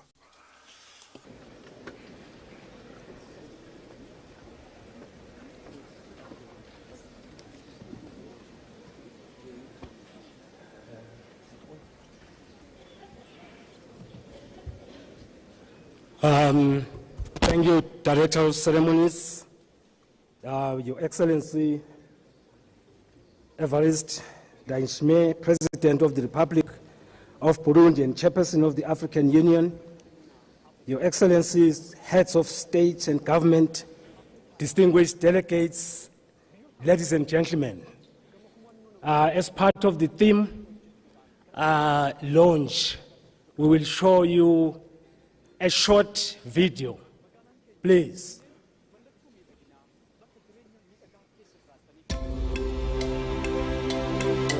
Excellences, chers compatriotes africains, aujourd'hui, nous lançons le thème de l'année 2026 de l'Union africaine. Assurer la disponibilité durable de l'eau et des systèmes d'assainissement sûrs pour atteindre les objectifs de l'agenda 2063.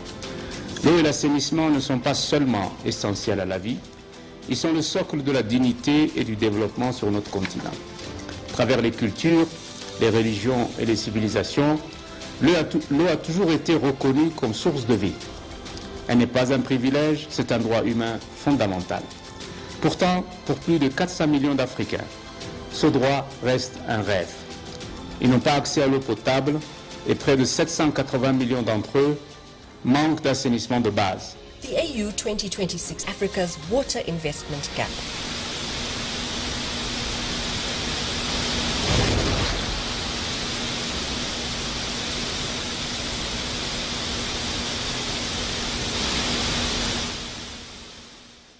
Thank you very much.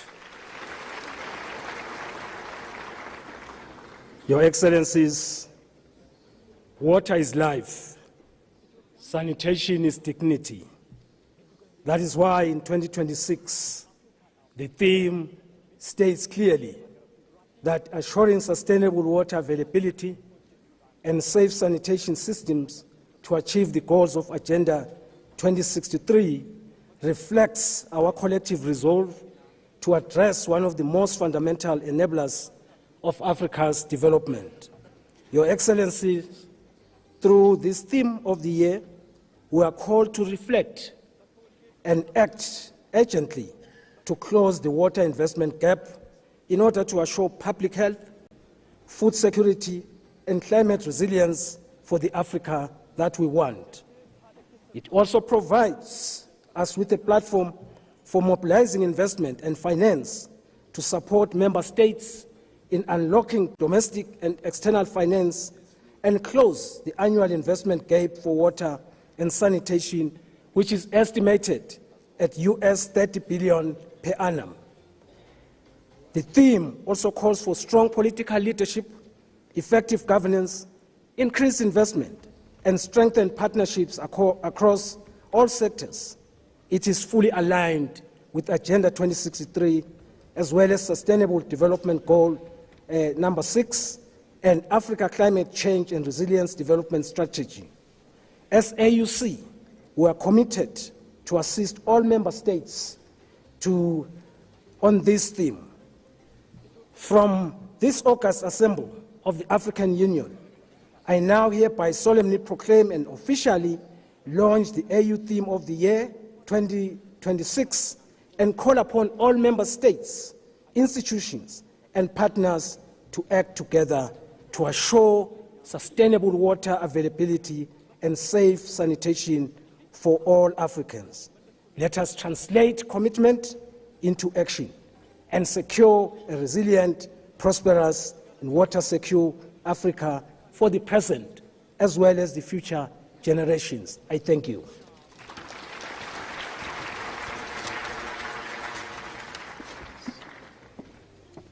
Merci beaucoup, Monsieur le Commissaire. I thank you very much, Commissioner. I would like to greet great personalities who did much to the Pan-African organization. The former chairs, Madame Zuma and His Excellency Mustafa Mohammed. We wish them a warm welcome. Excellencies, ladies and gentlemen, we have come now to the group photo, and I would like the delegates to remain in their seats in order to ensure the good organization of the group photo. And I would like respectfully to invite the heads of delegations of member states, His Excellency, the Chairperson of the African Union, the President of the Council of Ministers of the Republic of Italy, His Excellency, the Secretary General of the United Nations, Her Excellency, the Deputy Secretary of the Secretary General of the UN, His Excellency, Prime Minister of Palestine, His Excellency, the Executive Director of the African Development Bank, and the protocol will guide you. And on this, I would like to thank you for your time and wish you fruitful deliberations. Ladies and gentlemen, we will resume in about 30 minutes. We have the coffee break. We will resume for the closed session, and we would kindly ask the media to leave the hall. Please remain in your respective seats in order to organize the group photo and give the opportunity to the heads of state and government to go to the indicated venue. Thank you.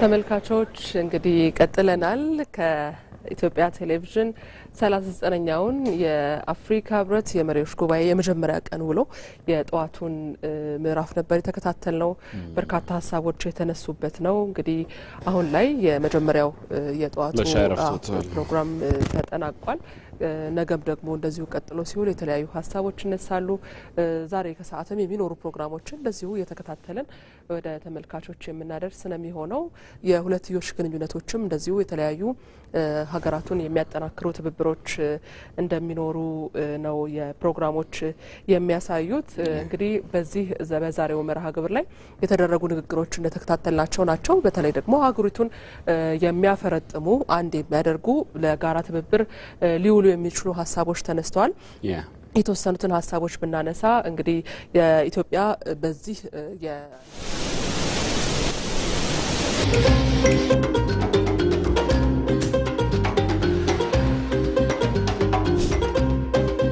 ኢትዮጵያን መደሁምና አፍሪካቲ ግድገሊ ከለቀ ዲጂታል አሞ አፍሪካ ዳፍ ኢፈተ ኦረ ደርቤ ቢዮታ አፍሪካ ገረ ፉንዱራቲ ገመሁመኖ ነምቶልቼቲን ሐለከናን ሆጀቹዳን ገረበዳናት መለኒፍ አገርሲስቱ ከለቲ ተውደንደይና መጋላን ኬኛ ፍንፍኔን መለቶ ሚደግና በከጅሬኛ ሚደጋ ኬስ ድራተኒ ፊ አፍሪካኖታፍሞ መለቶ ሚደግና ጉዳ ከንታተና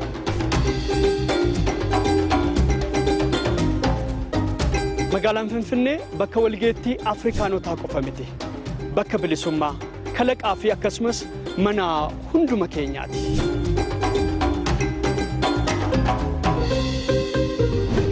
ደቼ ሀደኪ ሰንታቴ ገራ በከጀል ቀቢ ቀሮምናቲ በገነጋን ፍታ